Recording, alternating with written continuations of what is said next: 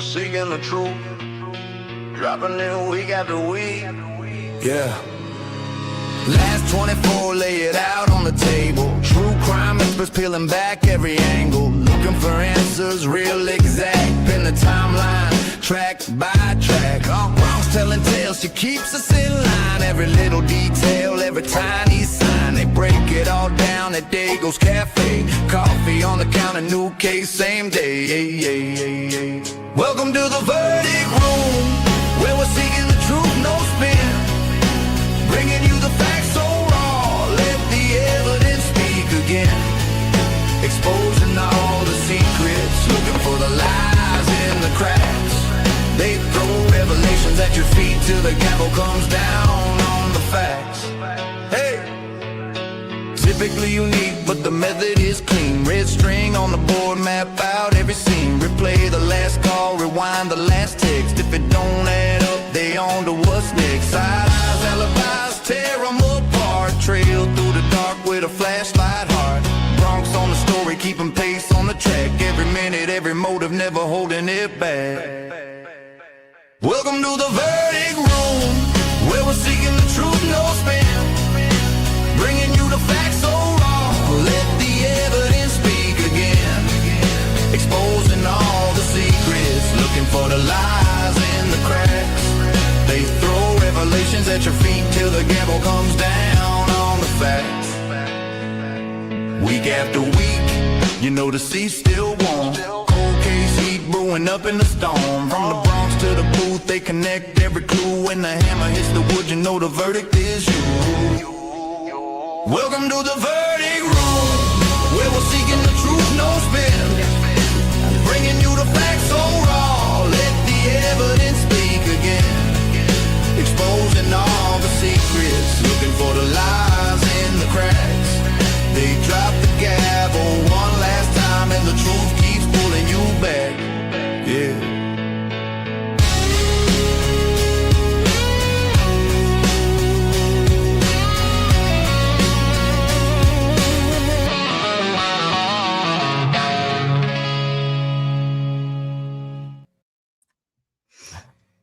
What up, friends? What's happening? How are you? Hello. Hi, everybody. Welcome. Oh my god, you teleported. Who I did. teleported? I moved. I finally moved, so everybody can get out of my behind. It's done. It's over. Everything is fun. So Nice. How long Yes. did it take you?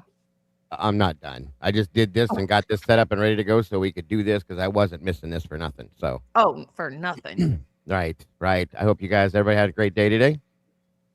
Of course. Yes, sir. I Gonna did. get good. It's gonna get better because everybody welcome, and Miss Logan, Miss Kim, Mikey, all of you welcome. Probably one of our best shows we're gonna have yet. We have the amazing Miss Jules from Jules True Crime Reactions with us today, this evening, I should say. I'm sorry. Overly Uh, excited. Yes, Awesome. yes, absolutely.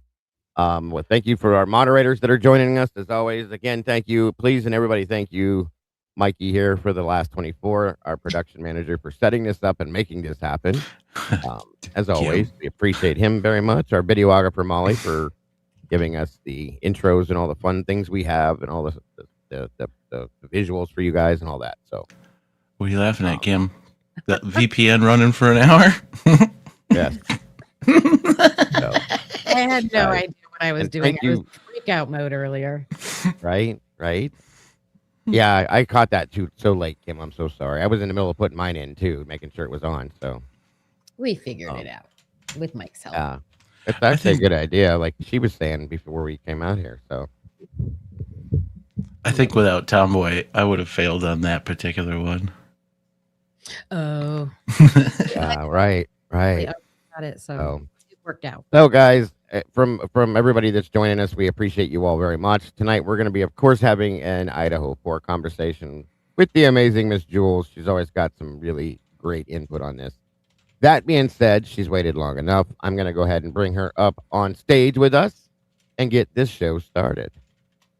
Hello. Hi, how y'all guys doing? Hello.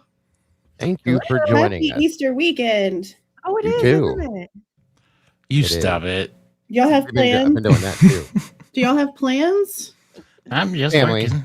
Family Cooking tomorrow.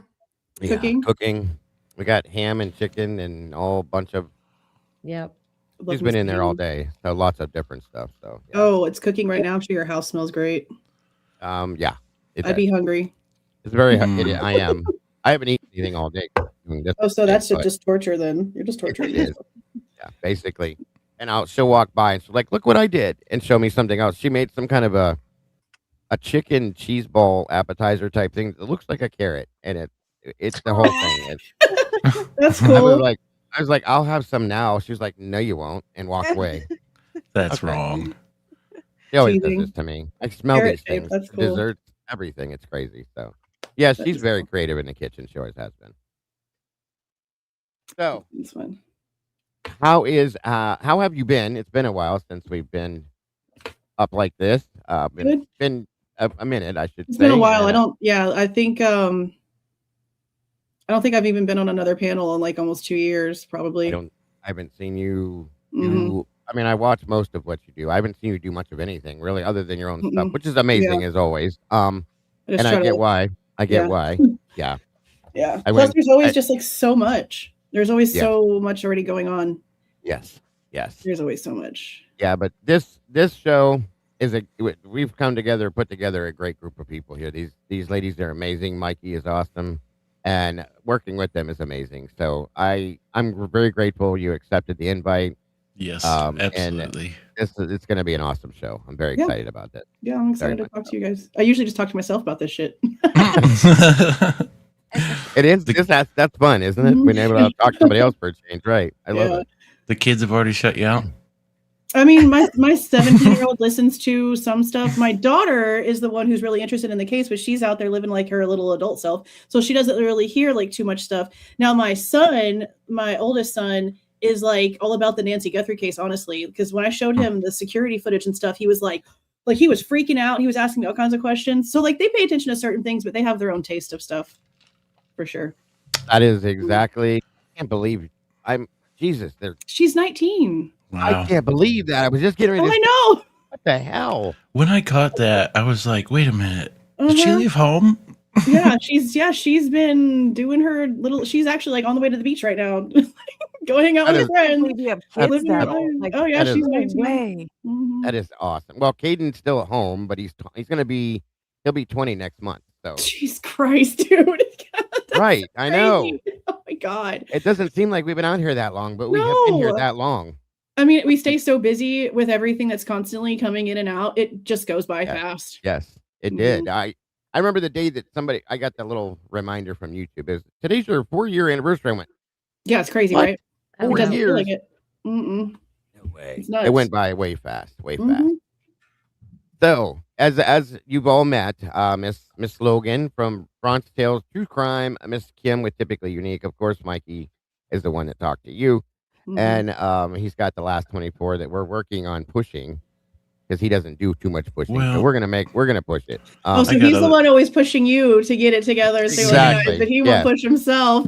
Yeah, I got other That's who I direction. am, honestly. I got other direction with what I got going. There you he go. likes I even Uh, the mods and I have spoken to him many times, and he's like, "Shut up! I like doing what I'm doing. Leave it Yeah. alone." I'm doing He my own likes thing, to be bro. on this side Yeah. of things. He likes this Mhm. side of things. So either way, we appreciate him because he's awesome and he makes these things happen. So, so welcome in all of you, everybody in the chat. Looks like we have 340 people in the chat as of right now, and 39 likes. What is up with that, y'all? What Come the on, heck?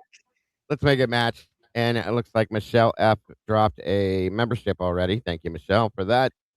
And Living Dead Girl received it. Congrats. And welcome to the You star. can see that? You don't You see have to it? go to the studio to see it. Yeah, it's on the YouTube studio. I have No wonder. multi-monitors. so that Okay, yeah, can I see just it. usually Yeah. just keep StreamYard open. Okay, well, that's good to I- know. I've always taught to run them both, and I've never done it any other way. Unfortunately, it works though. Yeah. Either way. So thank you all for joining us, and you're running this too, aren't you, Jules? Yeah. With your welcome. Yeah, to you. Logan told me how to do it because I had no idea. No clue. I was gonna say I didn't think you'd ever done that before. So yeah. I knew I overshot that question. Yeah, Well- she helped me get it together. Welcome to the true crime reactions community as well. I know we all kind of share some of the same communities, but some of us don't. And there are some people that aren't. So we're welcoming all of you in, and we're grateful to have you all here with us today. Make sure, guys, again, if you have not yet, and if you haven't, what are you doing with your life? That you click that link right there and you jump over there. Subscribe to this channel. She has 2 channels. She has Jules True Crime Reactions, and she also has their original channel, which was Jules of All Trades. You still have that up and running, right? Yeah, but that one's just like a me channel. Okay. Yeah. Well, either It's Do way. just not like go a- there like- hungry. Yeah. I put like food. Yeah. I put in places. I take the kids. It's just like it's just a me channel. Yeah, That's little awesome. thing. That's awesome. Well, make sure that you at least are subscribed to this one. Hit the notifier.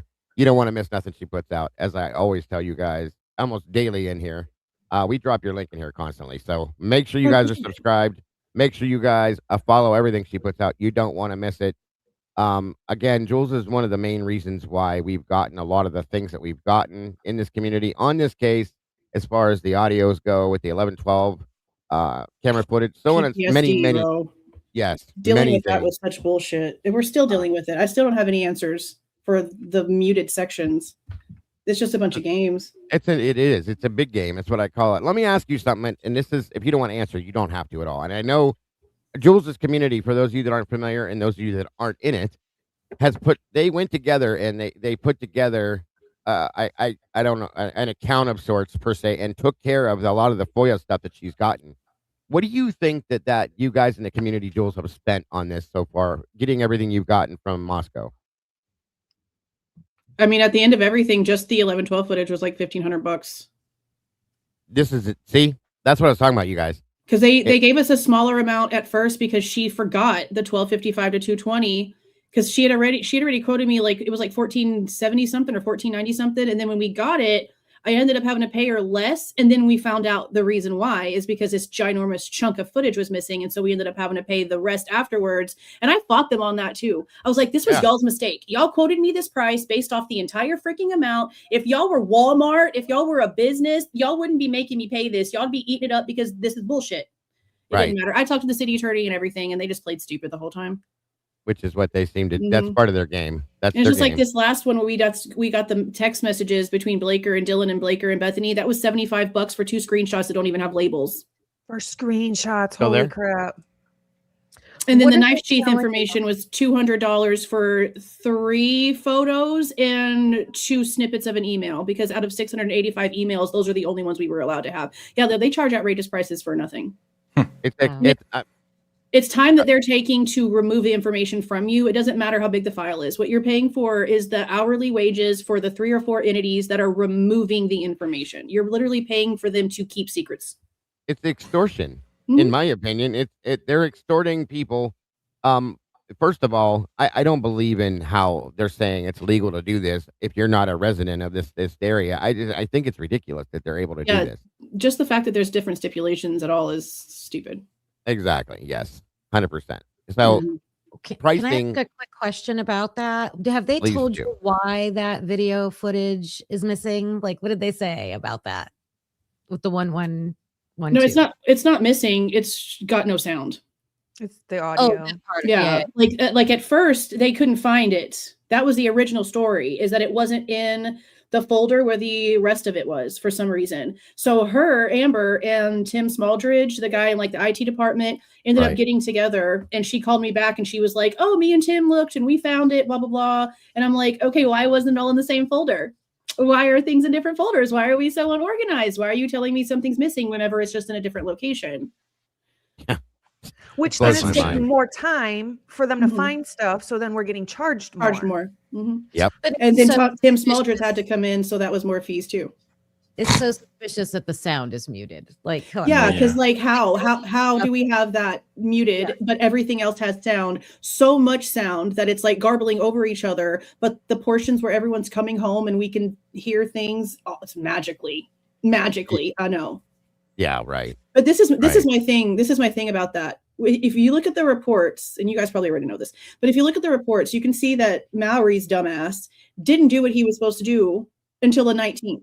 He played all these games thinking he had to be super technical and take the Wi-Fi router with him to Moscow and connect all these things. He didn't have to do any of that. At the end of the day, he downloaded the app on his work cell phone, logged in with the same credentials he was given on that first day, but refused to use, and then downloaded everything. On top of that, all these people had access to it. They got a phone. He got contacted as somebody was going out and taking the camera off because him remote viewing the footage was being interrupted as the camera was being removed.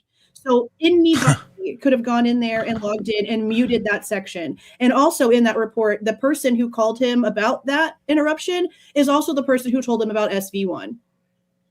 He mentioned Surprise. 4 o'clock That's call. insane. And that's the first time the car is mentioned in any of the reports was this guy contacting Mallory. And they just went with that. Wow. Crazy stuff. That is nuts. Absolutely. So real quick, somebody dropped a super chat and said that they have been timed out over there for 2 years and to see if you could unblock them or whatever it was. Sky Blue Eyes asked that question, I guess. I don't know whose channel that's 3 coming years. from. That's in one of the other ladies' channels. I don't know who it I is. don't even But recognize that name. I don't know, but I'm passing the message along. Thank you to Okay, whoever's channel I that guess I'll came go from. see. I don't know who that is. I don't recognize that name. Right? Nah, I get it. I've done the same thing over here. I mean, I've blocked a lot of assholes. Yes, So if we they're have. blocked for a reason. Guy, I'm just were you Yeah. an saying. asshole, guy? Yeah, if I you go mean- into my block list, I was going through it the other day. There's like 500 and some odd people in that block list. It's insane. I was like, I can't believe half of these people were even in here. So They come in here. I mean, some people come in here saying the most outrageous, outlandish things Yeah. while telling us that we're the bad guys. Like, I'm sorry. Like, y'all are out of y'all's Yep. minds. yeah, Crazy. we've all had a couple trolls in here. I seen Mhm. one asking about that whole bullshit from before with the grub truck. So yeah, welcome. Mhm. Oh, hey, Crazy Pokey. stuff. Whoa, good to see you, Pokey. So, one of the big things I did want to talk about, unless, of course, ladies first, Miss Kim or Logan, any questions before I go ask Miss Jules my question? We'll let you start it off, Dago. It's your Well, world. gee. We're living in it. That's Oh, right. not really. This is your world. I'm just bouncing Look, around. You So- stop it.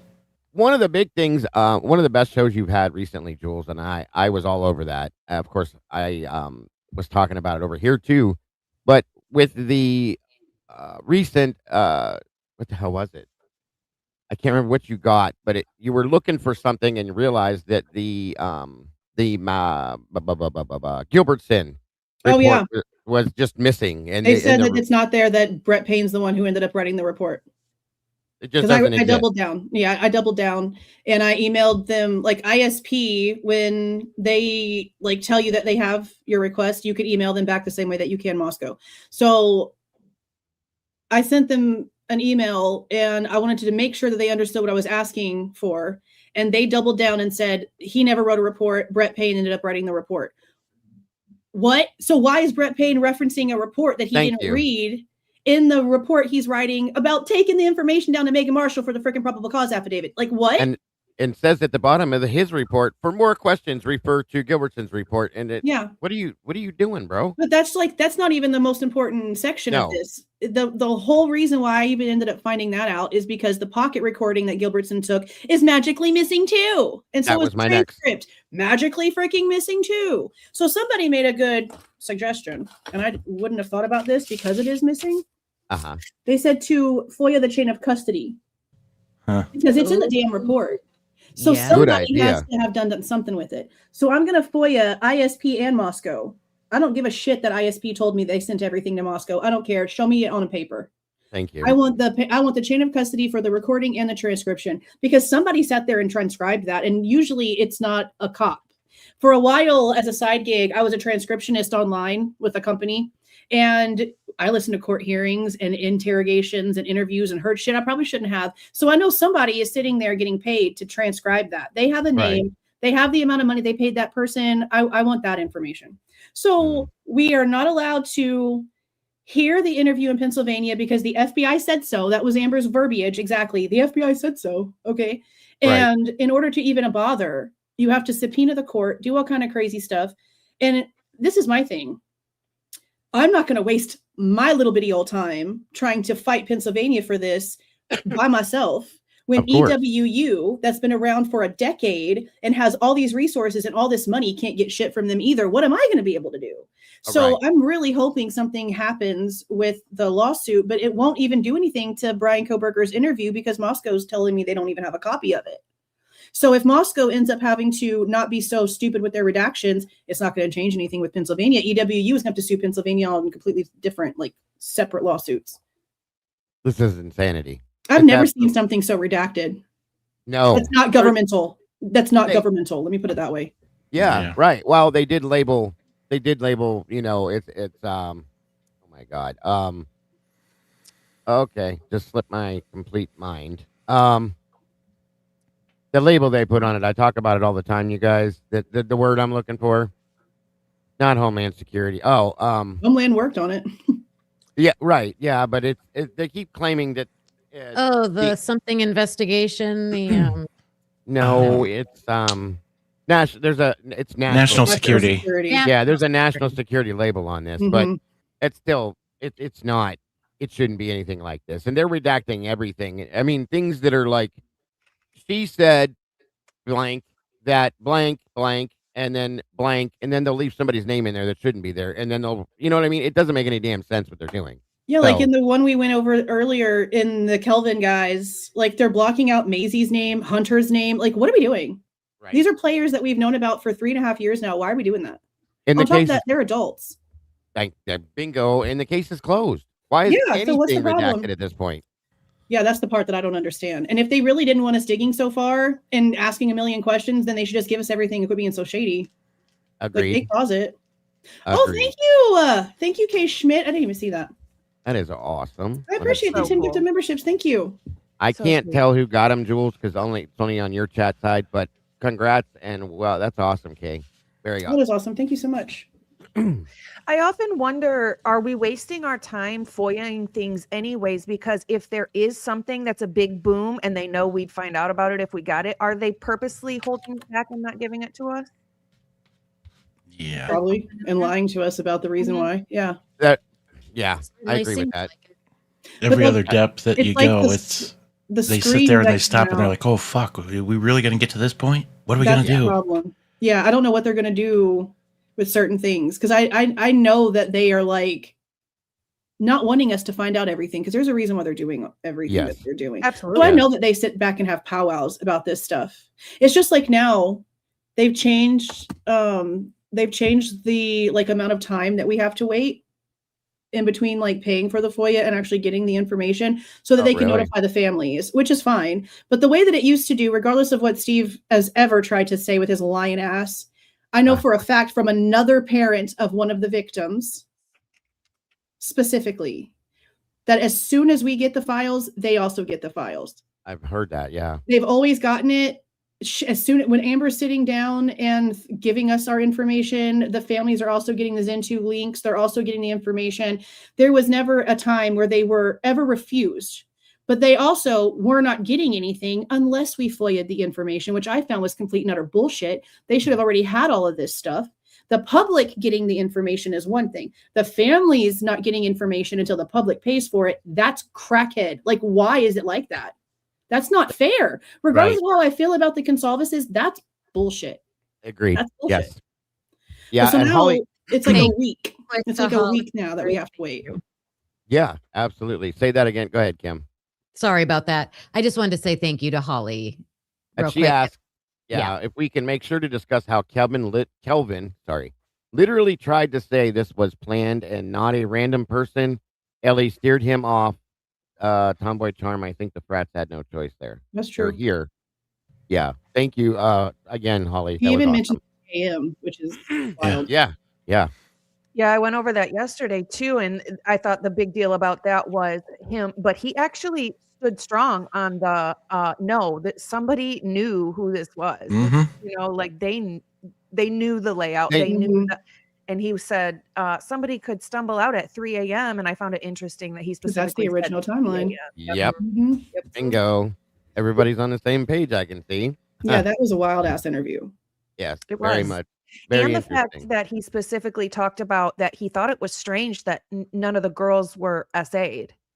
And to Yeah. me, Oh, it just no, said no. how he viewed them. The word he used is what threw me the hell off. He used the word mutilated. Mm-hmm. And I was like, why would you say it like that? Yeah. And then the Takes me way that back he to the said it beginning. was because there wasn't any mutilation. He knew the person wasn't in the area anymore. And I'm like, what the frick does that have to do? What? What is that thinking process? Yeah. How do you know that? That's that. Yeah. Bingo. Yeah. Yeah. I don't Yep. I don't know what to think. Those About tidbits. These are getting better and better. I knew that when the Sigma Chi interviews finally were released, that there was going to be something in there. I knew there was something. Yeah, Connor has 8. Connor Foy had 8 of them, and so we've gotten half of them. Yes, so I far. can't wait for the rest. Yep. I know that there's going to be more interesting pieces of information that come out for sure. And I Mhm. still feel, I don't know how everybody else does. I say this all the time. I don't know what it is, and it's the gut feeling thing that there's something that's about to happen. Something is coming down the road. Everybody's like, "Oh, you've been saying this, and It you've been needs to. saying that." I feel like it's going to. It There's has too to. many weird things going on, and things being exposed, and things being hidden, and like you're talking about now, we have missing recordings and missing transcripts and so on and so forth, and it's just getting more and more and more. And there's something that's going to happen. I feel. I pray it's not just wishful thinking, but my stomach is telling me. It's not my head. It's my stomach. I mean, I just don't see how there couldn't. Like, we sit back and you look at everything. And by now, with all of these forensic reports, all these documents, everything that's come out, like, not a literal single freaking thing points to Kohberger. Nothing. And again, like, there's a reason why in my intro, I have the pieces from Thompson. How do you say that kind of stuff in court as the prosecutor? How do you stand up during the plea hearing and say, we can't put him in the area because of the phone towers? No shit, we've been saying that for years. Yeah. We can't directly connect him to the house. No shit, we've been saying that for years. And then he goes off. Sits there. Yeah, right. Yeah, exactly. And then he goes off so frustrated the whole with this. stalking thing, and they're still running that damn narrative. And It's in the freaking WSU lawsuit. That Yeah. that freaking lawsuit pisses me off so bad because none of it's honest. None of it is honest. We don't know the true facts when it comes to the filings with the students. I'm hoping we get depositions. I'm hoping it goes to a jury. I'm hoping we can go over it. But when they're talking about stalking, when they're talking about the handprints and the face print on the window, we already know that has nothing to do with anything. What are you doing? Yeah, exactly. How are That's they just allowed to ridiculous. file lies? That's the part that I don't understand. They've been doing it for 3+ years. I just don't 3+ get it. years. That's insane. I've never in my life, and I hate this case. I hate say it every day. Yes, I say it every day. I hate this case. God damn Yeah, it. I do. I hate this case, but I can't walk away from it because it's the most insane thing I've ever seen, and I hope to God will ever see in my life. Honestly, thank you, Crud Dog. Yeah, I try to cover. I mean, I do cover other cases, but then like I don't get to continue covering those cases to like keep them up to date like I do this one because this one is so constant and it's like literally right here. Always. You know what's interesting, as you had said, as this is pushing forward, you feel like something's going to come out. And what's real interesting, and I've said this before, I don't know if Jules heard this, but the blood guy that was on Birdie's that Christy talked to, Gonzalez. Do you know that, Jules? Jeffrey I don't watch Gentry. him. I don't watch Birdie. I've But heard about that guy. I probably will go in and like clip the pieces that he said because Yeah. he's apparently said some good stuff. I just don't watch that channel, so I don't know what Yeah. he talked about. So But supposedly, this guy talked to Christy? Like supposedly she yeah. contacted him. Yeah. Oh. After. So yeah. what was said that After- was got her attention? After he was on Birdie's? So he was on one other show before Birdie's, and I don't know where exactly it came from, whether it was one or the other, but it was within those same 2 days that's where she. So she has questions that he ousted by her watching that, obviously. And if you have these questions, then just ask them. Stop making the claims that you're making. That if you're having questions, That's why they piss me off. That's I what think I'm saying. Logan It makes probably no knows sense. the answer of what she asked, right? What do you know the specifics about what she Go ahead, Logie. asked him What about? did he say? I think that she was just like kind of asking his intake or idea, whatever happened at the crime scene. I think that they do have questions, but they're hiding behind this like identity of they have the right person. But I don't think they actually think that they have the right person. If they I admit really it out don't. loud, they can't get money from WSU. They're not going to Right. give away a paycheck that big. They're going to No, CrimeCon. right. Yeah, they're going to Crime Con. They went on a Puerto Rican vacation, boys trip as the house is being demolished. They didn't go to Moscow when they heard their daughter might have been shot up by a freaking by her niece. Like they're just a shit family altogether. Yeah. I'm never gonna mind on that. And then finding out about Samantha, nah, you get no grace from me. I feel sorry for you. I know you lost your daughter, but I feel sorry for the kids and the rest of the family. Like you two can kiss my ass. And their other daughter. That Samantha Lydia doesn't claim. Right. Yeah, Samantha Lydia. was here one night. She jumped on here, and I feel so bad for her. Me too. It's And absolutely you would insane. think after losing a daughter that Steve would stop being a piece of shit and try to amend that relationship, because it's really obvious that Samantha's issues when it comes to her sobriety problems that she's very open about stem a shit ton from Steve constantly just trying to be a fake ass Bible thumper instead of being a father. Yep. I don't Tell like us that. tell us how you really feel. They know exactly how I feel. Oh yeah, I agree with you. It's sad. It is. It's really sad. Yeah. And you can hear it when she talks. When Sam was talking that one night, I'm like, it I didn't even know what to say to her. You know what I mean? You don't really know how to respond Yeah, it's to that. sad. It's that. And then for her to constantly hear them call Maddie another daughter and she's actually a daughter, and Yeah. Where do it's just you not That's fair. rough. where do you think, Jules, that maybe the possibility of the disconnect became between Kaylee and them? Oh, you mean with yeah, that's a good question, Mike. Yeah. When There they was a stopped fight. talking. There was a fight right before Olivia's wedding that Christy brought up on Interview Room where Maddie and Kaylee like weren't talking anymore. And I sort of feel like maybe that could have been where it started. But I know that when it comes to Kaylee not really telling her family a lot, we know that it at least goes as far back as like September. Yeah. And that's what I was going to ask next. If you knew like a rough time frame of maybe when Maddie and Kaylee had this. It had to have been right before Olivia's wedding. That's what I've always That's the been told timeline that Christy pretty much put out there. And the way that she put it was that like Maddie was scared to even confront Kaylee to try to apologize because she felt like Kaylee was just going to punch her in the face straight up without even hearing her. And I'm like, damn girl, what'd you do? There's been rumors. There was rumors about a kiss that happened in Mexico, blah blah blah, so on and so forth. Yeah, I that's don't in a know. police report. No, that's in a police report. It doesn't say who it was. It's just like, I mean, I don't know if it has anything to do with anything. Right. But there's definitely some sort of disconnect because they didn't help her with the Range Rover. The grandparent did it. She ended up doing that all on her own. And in September, when she's telling her friends at that lunch that she's got a stalker, everyone in her family is saying that they didn't know shit about it. Well, obviously, she's not comfortable talking to you. She's trying to get as far away from you as possible to go to Texas, last minute career change, trying to get the frick away. Obviously, there's something there. And they get confronted about it all the time and they want to argue about it. But the proof was already out there that y'all weren't communicating in certain ways. Like we've already seen it. When she went home for that period of time, she was staying at her aunt's house. She wasn't even staying at home. Well, she wasn't, but she was also just visiting. They lied about that situation too. The Consalvases are the ones who brought all that bullshit out about how she wasn't living there, she had moved out, and now they're over there on the Facebook page saying, I don't know who started the rumor about her moving out. You freaking crackheads, you did. Yeah. What do you mean?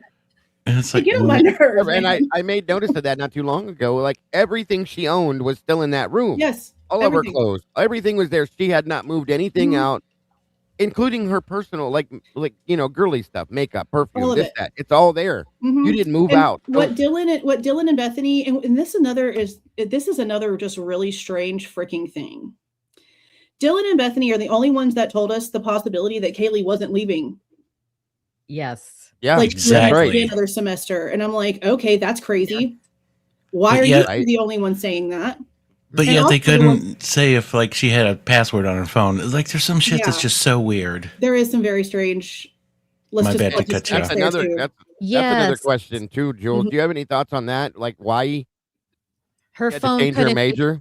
Oh, sorry, Kim. Go ahead. Both her changing her major and why her phone couldn't be extracted. Yeah, I don't know. Olivia made a TikTok something about the reason why she couldn't, and they try to say that it was COVID, but that's bullshit because all kinds of accommodations were made for the pandemic to where people could continue to do what they needed to do, and everything was online, so there's no reason why she couldn't have gotten those credits. Yeah, doing it that way. So I don't know. I don't know. It's very strange. I mean, people can change their minds. Let me just preface with that. You can change your mind and do whatever you want to do. It doesn't matter. But when you go from wanting to be a teacher to suddenly you're in like IT and you even admit that you had like no real knowledge of it and you're going into it just like quickly and you're trying to get out of there. Yeah, it was a very weird change. If you go to which my daughter did the same thing, but hers was for a different reason. She went from teaching to IT. She works in IT now. She graduated with a degree, but this was like boom. Out of nowhere. Yeah, like last minute. And it feels like it's almost around the same time that her and I know that we're supposed to believe that her and Jack broke up because she was moving to Texas. But if you go back and you look at the dates of some of the stuff that Olivia posted in way of her, like helping her try to get that permanent position, honestly, those dates don't add up. It feels like the breakup happened right before she decided that she was going to go in for that full-time position. I think something happened, Jules. Truly and honestly, I think something happened. Something went down. I think and this is just my opinion, and it's pure speculation, folks. As we state all the time, everything we talk about, if it's not based on documents, is pure speculative theory based on things we know in here. So I think something may have happened. I think it's possible that Kaylee may have gotten in some trouble. Okay. It's weird if you put everything together, the major or her, changing that, leaving the sorority, that happened to the breakup with Jack. There's a whole bunch of things that happened at one time. And then disconnect with Maddie, the family. Disconnecting from the family, from Maddie, from all of that, all of these things happen roughly within the same realm of period of time. And I wonder, you know what I mean? And then we hear down the road, and this is how my brain works. Then we hear this there could have been, one of the victims could have been a CI, blah, blah, blah, so on and so forth. So I started wondering if any of these things could have all been linked together. You know what I mean? So I don't know. And it's all speculation, folks, but I don't know. I don't even know what to think about it. It seems like everybody that was in that house, they were doing so much of their own thing. And it's really it's really difficult to try to even try to pinpoint. Right. Down to the reason about Ethan, like this guy what was he doing? Like, I think you said this the other day, Logan, like, was he playing video games? Like, when was he doing his homework or whatever? Yeah. He wasn't. I don't know if freshman year, he wasn't doing anything. Sorry. Thank you for that. Thank you for the 20 voice unshaken. I just saw that whenever it popped up. Thank you. I appreciate that. Yeah, apparently, according to this dude's interview, Ethan was dumb and lazy. He literally said, not the smartest, not the hardest working. And I paused and I was like, what the frick did he just say? Yeah. What? That was wild.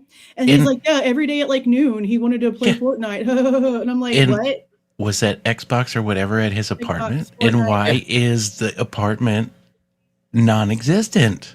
Because it clearly wasn't in Xana's room, because what did you say yesterday, Logan? There wasn't even a TV in a room. Yeah, there was nothing in there. And why is his apartment not in the document? I didn't know that until today. Tells you how much I know. Wait, say that again? You can play Fortnite on your phone, apparently. What? I didn't know that either. That's what I said. I was like, my kids play that shit every day. I didn't know that. But yeah, I looked it up because people were talking about it in there. But Home Dude said Xbox. Yeah, that's what that's what he was saying. And it must have been either at the Stigma Chi or at he was kicked out. No, he wasn't there. I'm saying the year before, possibly.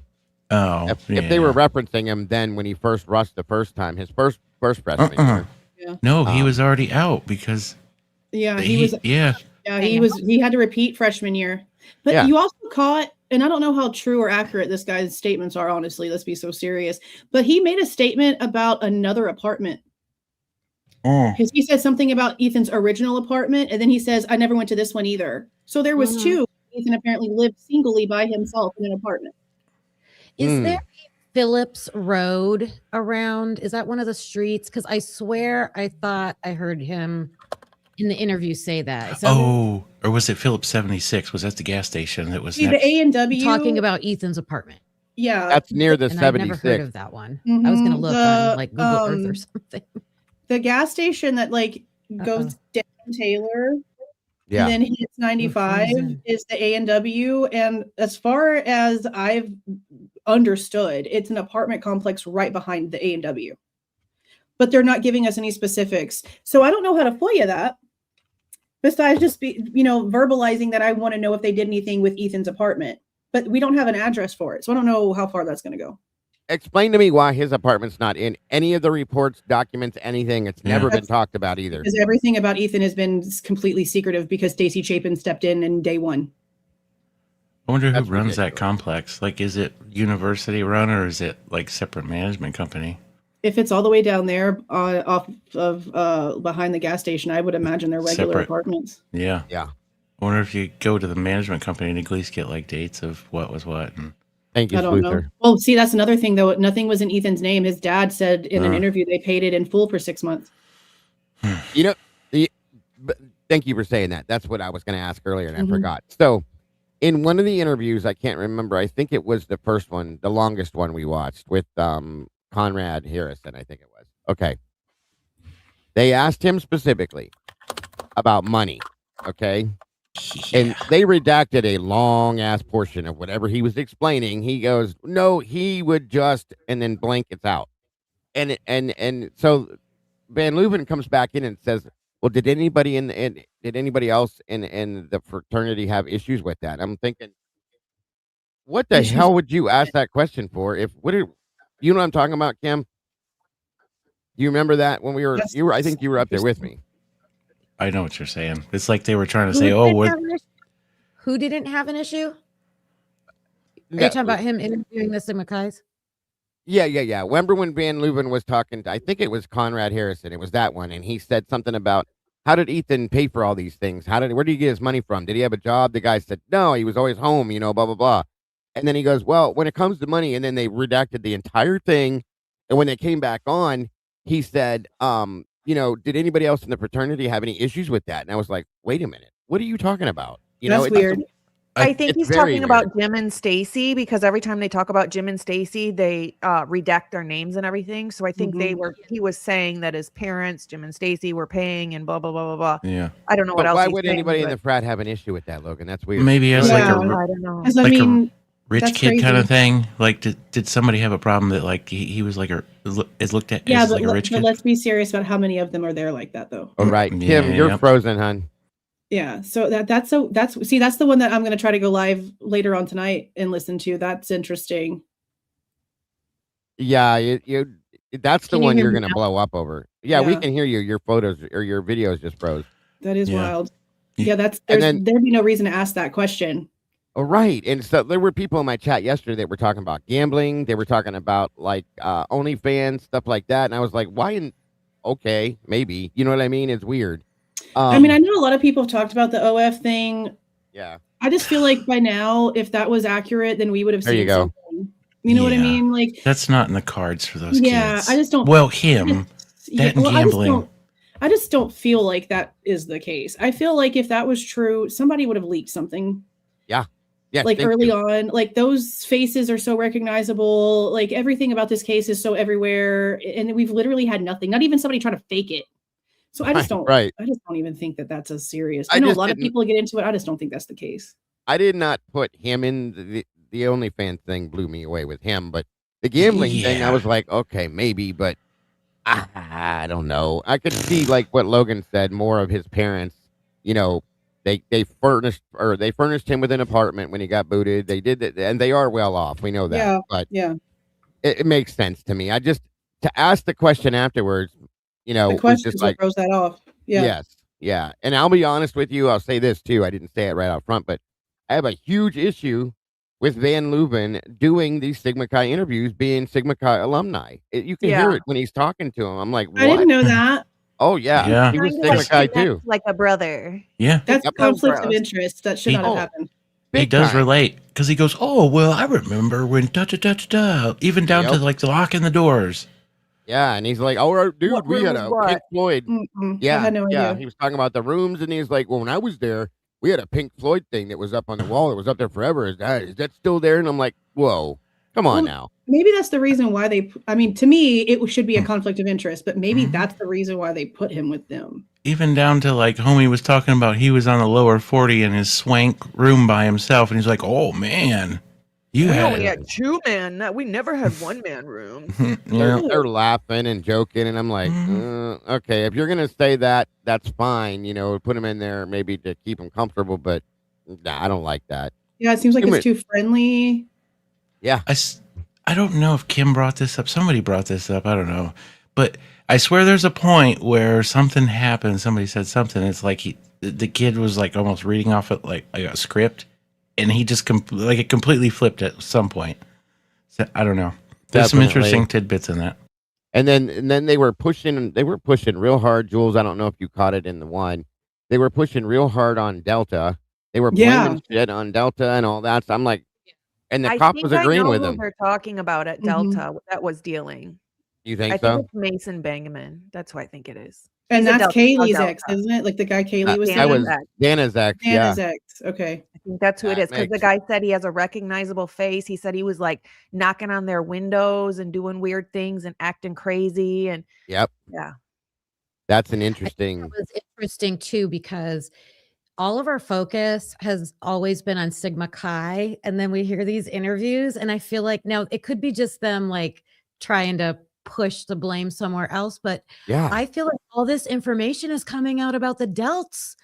And then I heard, is it true that that trip they took to Mexico, was that a Delta trip? There were a lot of, like, I think their fraternity sponsored that. I heard that somewhere. I don't The one with Maddie kissing somebody? Yeah. Yes, probably. Trip. I think it was a Delt sponsored trip. Because remember the Riley Strain case, when he ended up in the water, that was a fraternity brother trip too. So yeah, probably. It probably was. Yeah. Now the thing about the Deltas is interesting. Do you guys remember, I don't remember if it was on the Amazon series or if it was a report that we read, but I know that we've heard this. At some point we were told that Xana was supposed to go over to another fraternity after the Sigma Chi party to meet with some other frat guys. And so I always felt like, why the hell is Xana going to meet a whole bunch of frat dudes? Like, why was that even a thing? Why isn't it, both of them going over there and hanging out or whatever? But they never said did he say the frat? I don't remember if he said the frat, but so I don't remember. I could be wrong in like, it might not be the Delts, but I also don't remember who he said. So I'm wondering if that's where she was supposed to have gone that night, but he said somehow or another, it just didn't happen.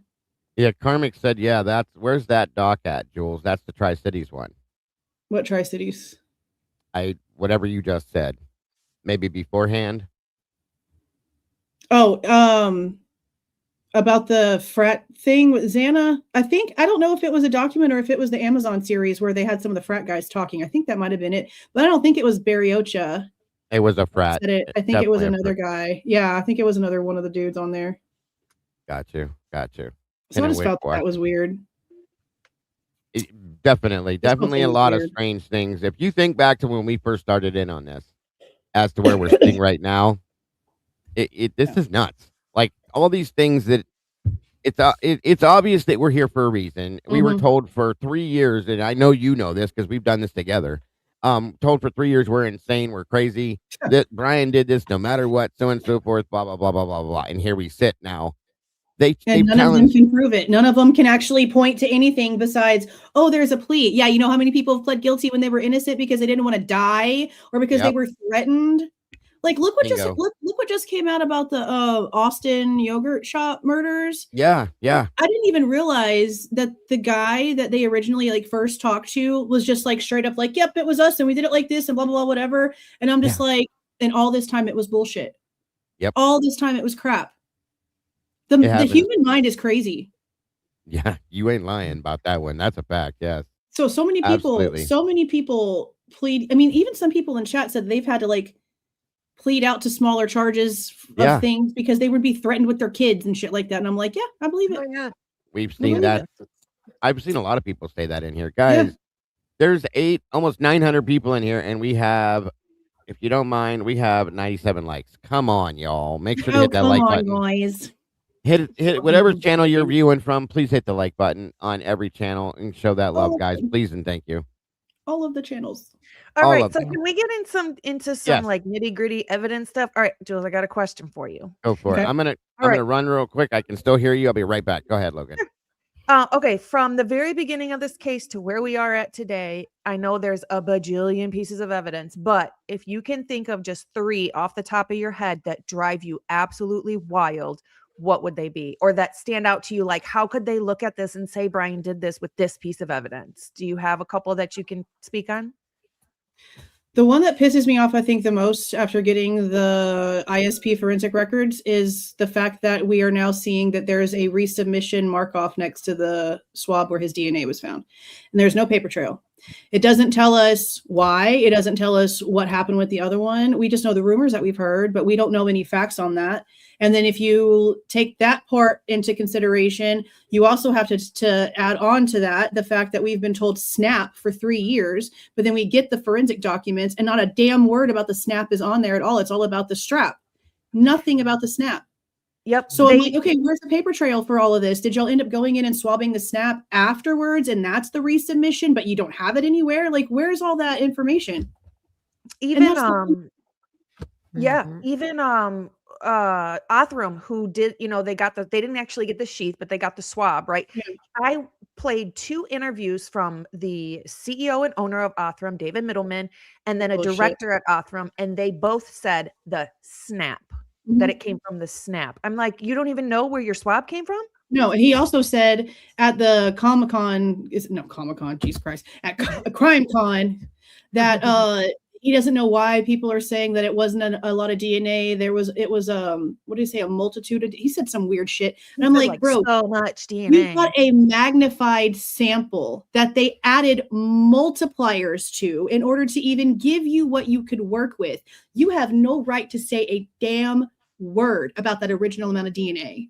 If you go to the forensic information, that was like so minuscule, it's not even hardly registering. So for him to say that, I'm like, how are we supposed to take you serious? Trash. You know what you got was an amplified sample. So why are you pretending like that's the original sample whenever you know it was played with before you got it? Yep. And never mind the fact that he also failed. He told them a 72-hour turnaround time. 18 days later, they didn't have shit. That's why it got taken from them. But that's the one that Stacey Chapin wants to dote on. The people that didn't do nothing. But That's did crazy. it even go anywhere? Didn't it still stay at Othram? I don't think actually. moved I it don't anywhere. see. We originally were told that stuff got sent back to ISP, and then ISP sent stuff to the FBI. But I don't know if that's accurate because I don't see a reverse track. And you'd think that they would want to bring it back just as secure, I guess, as they dropped it off.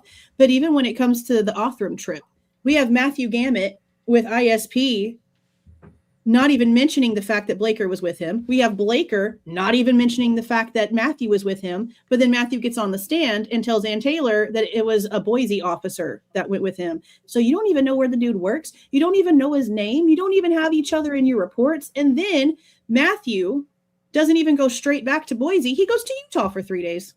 Something is wrong here. Yeah, crazy. Like he just his car was parked on Tuesday. He didn't pick it up until Friday, but Blaker's was an immediate round trip. I've been sitting on that shit for a minute. Unbelievable. There's nothing I agree. Case that makes any damn sense. There's always something. Always something. All right. So that's one. Give me 2 more. I guess the fog light situation. Yeah, Oh that's my God. That's Don't like a even big give me. one. Especially That's when a Gray big deal. Hughes is finally coming out here and being like, "Oh yeah, that's not his car." Yeah, no shit. Oh yeah, Goofy Gray doing his thing. I had to write a song about that shit. That was He's pissing me so off to no end. And that's one of the people that Steve was buddies with. Horse shit. Yep. It drives Agreed. me insane. Like how can Click we even be here at this point? I don't understand. Especially when you now consider the fact that when it came to the information that was submitted in the court, they literally backtracked Pullman to Moscow with the white car. They took everything out and they basically wanted to start Koberger's timeline for SV1 already in Moscow on the opposite side of 95 in the Indian Hills area. Like he just magically poofed there. Right. Took everything else out, and we're supposed to believe that it's his car. No, we already know it's not his car. yeah. And I think the third thing, let's see. I mean, can we just lump everything else into number 3? Because I mean, Yeah. like nothing reached to him Sure. any. Nothing points to him. It just doesn't. And it's crazy, especially, No. like we've got this fingerprint on the back of the slider that is in the victim's blood that doesn't belong to Brian Koberger. Mhm. Right. Things like that. Like, But, there's just so so many. much evidence that wasn't paid attention to, spatter and blood in places that don't make any damn sense, and we're supposed to just believe there wasn't a cleanup? Even if somebody had booties on or some sort of protective gear on their feet, there still would have been an impression. That doesn't make sense. Like a Where's all the slide. footprints? Where's all the footprints coming out of Xana's room? Come on now. No, and as much as the blood on that floor speaks the story, there should be prints. Oh, Her yeah. Amen. fingerprints are in that shit. Like, I'm sorry. Yep. Seeing that They room didn't- really pissed me off. Seeing that room yeah. pissed me off. One of the police officers on body cam in the hallway saying that he sees prints, but then that's like way Nothing. early on. So One then of what them happened? also says something about what has he got there Mhm. Yeah. when it comes to looking inside Xana's room. So you know he's got to be talking about Ethan, because at this Yeah. point, the knife has already been picked up by Hunter Johnson and plopped on that table. So it's not about that. Right. It's about whatever he's seeing inside of that room with Ethan. Ethan's the only boy that would be in there. So That I goes wonder if back- it was a weapon that he was trying to defend himself with. Possible. Well, what was that whole thing about a squirrel in his hand or some shit? Oh, That's tell not him. true. That's not No. true. Some people have said a squirrel. Some people have said a cat. Like, people say some crazy off the wall shit, and I don't know. Yes. Said it, Logan. Yeah, it's not true. I played the whole clip from the officer the other day, and he's talking about a guy walking down E Street that had a dead squirrel in his hand. He's not talking about anything at the crime scene. He So. probably hunted it. It's hunting season. You know what I mean? Yeah. Mhm. Oh, Jesus Christ, these people are insane. Yeah, I've heard even Weirdo. something about like a cat brain or some shit, and I'm like, can y'all stop? Like, where are y'all getting- that had something to do with the dumpster, I think. Yeah, didn't it? dumpster. Yeah. Yeah, I don't even know. I don't know. Some people are trying to say that his parts were chopped off, Yeah, I heard but I that. don't that see too. anything about that in the reports. And I feel like, I mean, granted, we haven't gotten the actual autopsy. We've only gotten people talking about what they've seen from the autopsy. We've never gotten the actual report. Right. So could there be more that we don't know about? Doubtful, honestly, because these experts are writing their exhibits for trial based off of what they've seen, and nobody's talking about any of that stuff. Right. So- Right. Yeah.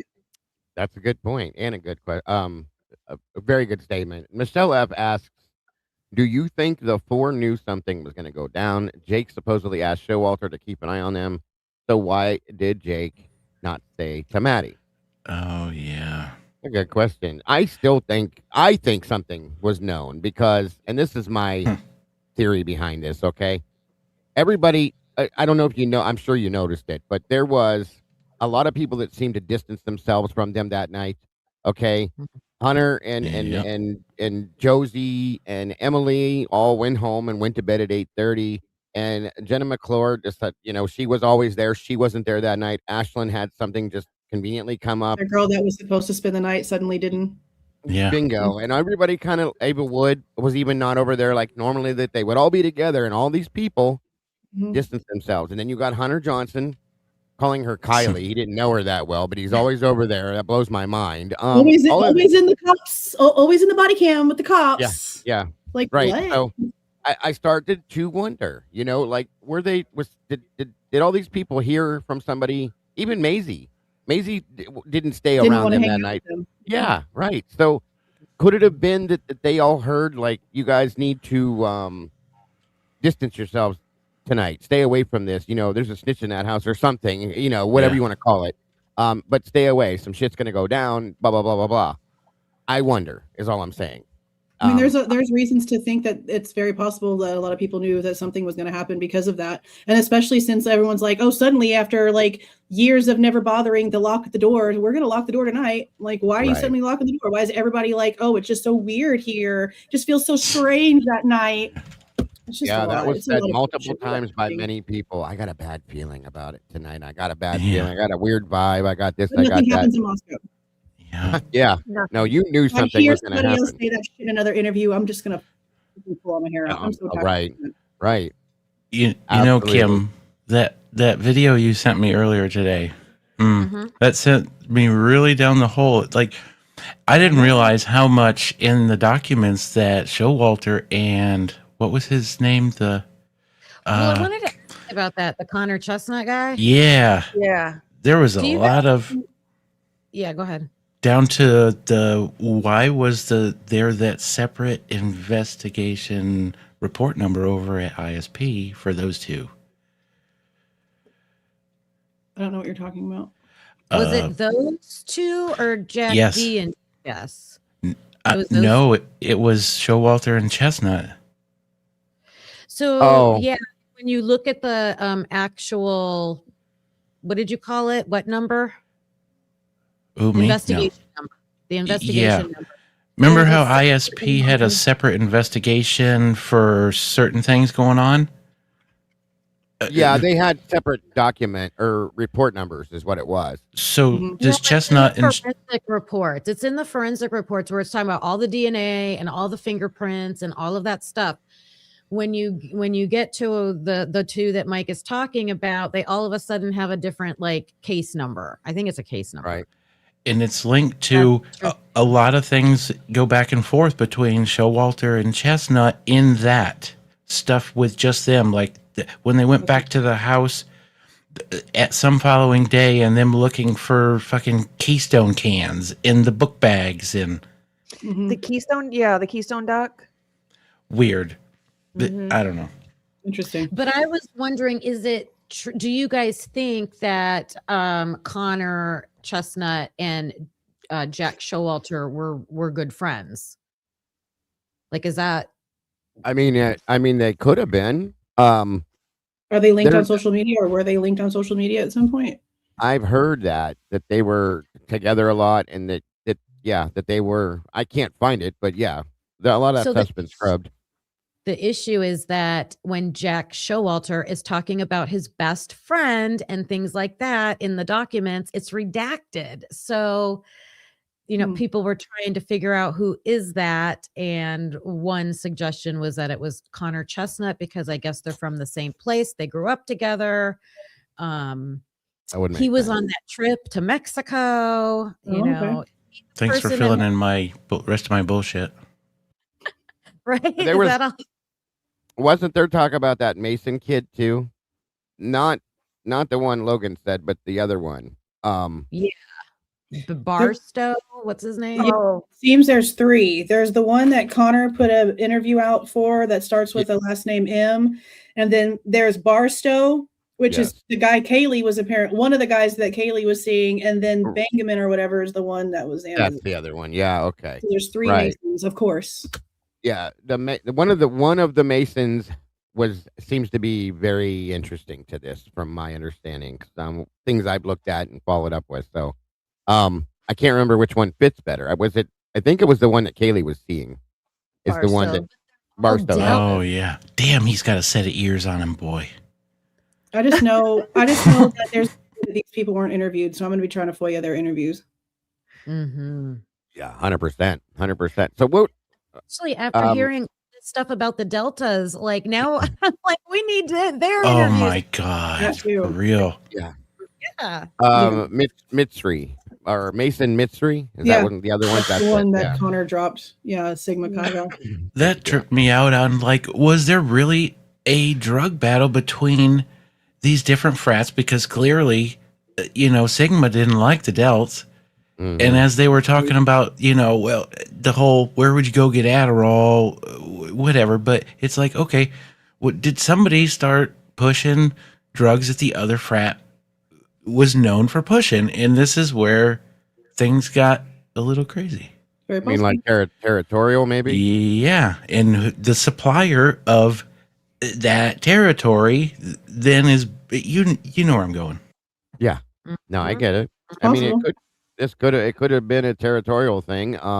Go back to what Dago just said, was asked in that interview about how Ethan was making money. There'd be no reason for the cop to be like, okay, and the frat was okay with that if it wasn't something that people should be okay with. And his only job was the summer job in the Tulips. I mean, if his parents, whatever, they're wealthy, 3 kids doing the same thing, going to college. I don't know. The dude went out to eat like every night. He basically said he ate Taco Bell all the time. Every day. Yeah. Yeah, every day. And he was drinking every day, so on and so forth. He would buy this. And then he did say, I can't remember how he put it, but it was along the lines of, if he did bum. I got. I don't even think of like get what do you call that when you get something up front? Fronted. There you go. If he got Yeah. fronted something, yeah. If he got fronted something, he would give it back plus a rack, whatever the hell a rack is. I'm too old now. 1,000. Really? You know what's jacked up though, $1,000. Dago? The kid Yeah. had to wear Xana's Steelers jersey when he was a Seahawks fan because he didn't have a jersey to wear for the day. I remember hearing that. Hey, I mean, that's a guy.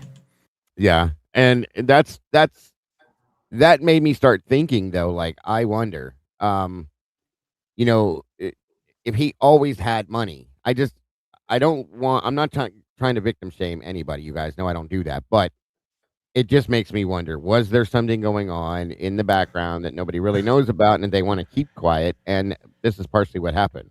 And That's if why I you think the listen, Chapin stepped in. Yeah.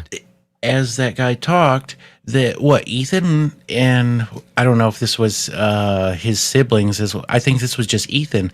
He was in the top of hundreds in the whole after the whole Rush thing, and he was wanted by so many because he was so liked, and then he just kept going on that he was so liked by That's what he all. was saying. Everybody liked him. He wasn't. There was no enemy to Ethan, and I'm like, Is that where the everybody mix likes came That's up? not true though. That's not even remotely true. And I don't know. That's another thing that really pissed me off about the Kelvin interview is that he's sitting there lying about what happened at the Sigma Chi party. We know that there was a fight. I don't give a shit what anybody tries to say. We've already had multiple people come out and admit Yes. that. There's a Yes. girl that lived at 1119. I was just told about this interview about a week or so ago, so I've been trying to edit it down for a live review because it's like 3 hours of her talking and it's a lot. But she's the Wow. one who ended up giving that London's Notebook brat over on TikTok that video of everybody sitting outside the dumpster. This is that gave London that. And she's saying that there was an argument at the party. She was at the party. She saw it go down. She knows what it's about. She mentions being about a girl that there was an emotional connection with, and the other guy was pissed off because the other person was with that chick. And I'm like, oh, so the part we're not crazy. The 4chan stuff does have something to it. I said that. Yeah. Yeah, I think they wanted us to discount the 4chan stuff early on because it told some truth. I'm being honest with you. Take it back to what Kelvin said today about, 3 a.m. Anybody could walk out. Anybody who would know the area. Yeah, you would know the area. You'd know there's only one camera in that entire neighborhood. You know to walk behind it, and you would know all those things. And I take it all the way back, Jules, all the way back, and I've stuck with it. You can ask these guys. I have not let go of it because I still think she believes it fully, and so does most other people. When Christy said, this had to be somebody that they knew, somebody that Kaylee knew, somebody close to them to be able to do this way. I have not let go of that. And I think she knows it, and so does Steve. And for whatever reason, they refuse to accept it at this point. But yeah, 100%. Kara said the same thing. Mm-hmm. So it has to be. And like Home Dude today in the interview said, it's not luck. Somebody would have had to have known the area. Yeah. Thank you. Oh, yeah. Thank you. I mean, if you listen to all those old cars- serial killers from like way back in the day, you listen to their interviews, they all say, I would stalk the house, I would blah, blah, blah, blah, blah. But I would always go to a one-story house because a two-level house, a multi-level house is way too much to try and figure out and control and, no random person's going into that house with the lights on, with that many cars. No. Thank you. Party house. That's my biggest thing. Do you think of pretty hot young chick when you look at the Range Rover? You think of a dude when you look at that Range Rover. Yeah. Then you see the black SUV. Then you see the Jeep. I'm sorry. You're going to go in there thinking you've got who knows what in there? No. Yeah. No, and honestly, I think from like what we've seen in like body cam stuff, there's more dudes walking around the outside of that house than there is chicks. Yeah. Oh, yeah. I really wonder who the one guy is that shows up and does like a really weird circle. And he like, because he shows up from like the whites, like right on the road, comes out that corner, crosses in front of 1112, goes around, and then comes out from behind 1112, like through the King Road, like through the 1122 parking area. And then he walks back this way. He stops. There's a vehicle that makes a 3-point turn at King and Queen. He stops and talks to them, and then he takes off. But he's just like walking in a circle. Yeah. I want to know who that guy was. Because what are you walking around for? What are you looking at? What are you waiting for? You just leave. So obviously you're over here checking something out. Right. Yep. I don't like any of it. No, I don't like none of it. Kim, did you have any direct questions at all besides what we've already talked about? No, I was most curious to hear everything you had to say about the FOIA fiasco and all that stuff. So, I mean, I appreciate you. The whole community appreciates you so much for of going course. after all that. Yes, stuff. ma'am. Like, Oh, look, it's my look. Damn It's my viewers. I've never had to ask for anything, and I've always said that if I couldn't do it myself, I just wasn't going to do it because that's not what I was here for. But the second I was like, guys, this is my mortgage payment. We're going to do this in sections. Let's figure out what hours we're going to get a little bit at a time. And everyone else was like, no, we're going to do it now. And within like 2 days, 2 days, we had all the money. I was like, yeah, it was amazing. We lose. Absolutely. Amazing. Yeah, it was interesting to see Amazing how many community. people sort of like showed up out of the woodwork, really, that I hadn't even seen their names before. Yeah. And they were like, no, we're doing this now. Yeah. We're doing this now. These communities have been very invested since we have. We've been here from day one. I know you and I both have. Before Coburger, that's what people need to understand that come in here running their stupid ass mouth. Like we've been in here because 4 people lost their lives in something that makes no sense. There's no answers. And before there was ever a Brian Coburger, there was a Kaylee, a Maddie, a Xana, and a Ethan. And that's what we're here for. And people seem to forget that just because we have questions. Not a crazy YouTuber trying to jump a money train. Yeah, it's a lot. It's always a lot. But I don't care. I'm over it. They get yelled at right back. I don't care. Same here. I don't care anymore either. I've been beyond that for a while. I'm just like, forget it. You don't have to be here. Bye. Anyway. So I did get, go ahead. Can I ask a quick question? What are your thoughts on the whole DoorDash stuff? Jesus Christ. Tell me how the hell tell me why it's 2:15 for one. And why we have Hippler telling us that at that time, Xana and Ethan weren't even home. That's in his order. Yeah. So at 2:10, the girls are talking about going to get food, but the people that ordered the food weren't even home while the food conversation was happening, according to the judge. Taking so long makes no sense either. I was not expecting to see 2:15. Yeah. No, I was not expecting to see that. That's 2 hours. You know what's interesting, Jules, is that it's 5 minutes after Dylan makes the phone call, supposedly to Gower. And I wondered, my crazy ass brain again, is if she may have had access to their account. Maybe they all shared their accounts when they were doing DoorDash or some shit. Maybe she ordered it. Just saying. You know what I'm saying? I mean, anybody technically could have. It's just a phone thing. That was what The Eric Gower thing is crazy to me. And it wasn't a phone call. It was a text. It was a text message. But the weird part about that is that when he responded, she didn't even freaking open it until 4:30. Yeah. When everything was going down. So then now we know, which is crazy because I literally asked for Dylan Mortenson's like information on the contact that she added and they denied it. And then about a week later, they released that information on the court, like to the court. I was like, oh, that's interesting. We have now a whole nother conversation because she's messaging Gower and then there's all these other messages in between now. And then she ignores him and doesn't answer him. So that's why I've been questioning, did they have somebody bring them food from somewhere else? Did she have somebody come and pick them up and take them somewhere else? And that's why she just ignored Eric because she messaged him for a service. She messaged him for a reason. It wasn't just whatever, not going to ignore him. You obviously wanted him for a reason. And then you just didn't even open it till 4:30. And that's why I started saying, I wonder if she ordered off their app possibly. It's possible. And maybe she didn't have one set up or whatever, or they shared one in the house. You know, who knows? But this is just a theory, but 5 minutes after you send him that message and then boom, that's just too close for me. And it's very ironic. Being told they're not home. Right. That makes no sense. Exactly. Thank you. Why would you want your food delivered to sit there in the cold? Yeah, because if you're not even home yet and you don't know that it's going to take this idiot 2 hours to get you your food, like that's crazy. Right. Let's not even forget the biggest part when it comes to the DoorDash is Dylan's dumbass. Because she says in an interview that she had a dream about a woman in all black with a big nose coming up to the house and pulling a prank. I'm like, oh, so you saw Molly that night? Because how else would you be able to describe her to a T? Thank you. Why does she put out the bullshit tidbits that are fucking kind of real? And the same time that Molly is walking down 1112, Home Chick is adding that Brittany girl to her phone. It's the exact same time, the exact same minute. This is kind of sideways, but... Do you have any idea who that is? Brittany Fernandez. Fernandez? I have kind of a possible bang coming out about that. I think I know how that contact got saved. Oh, shit, Docky. The only one that I found that lives in that area is an OF chick. Oh, son of a biscuit. Go ahead, Unless Logan. you found something else.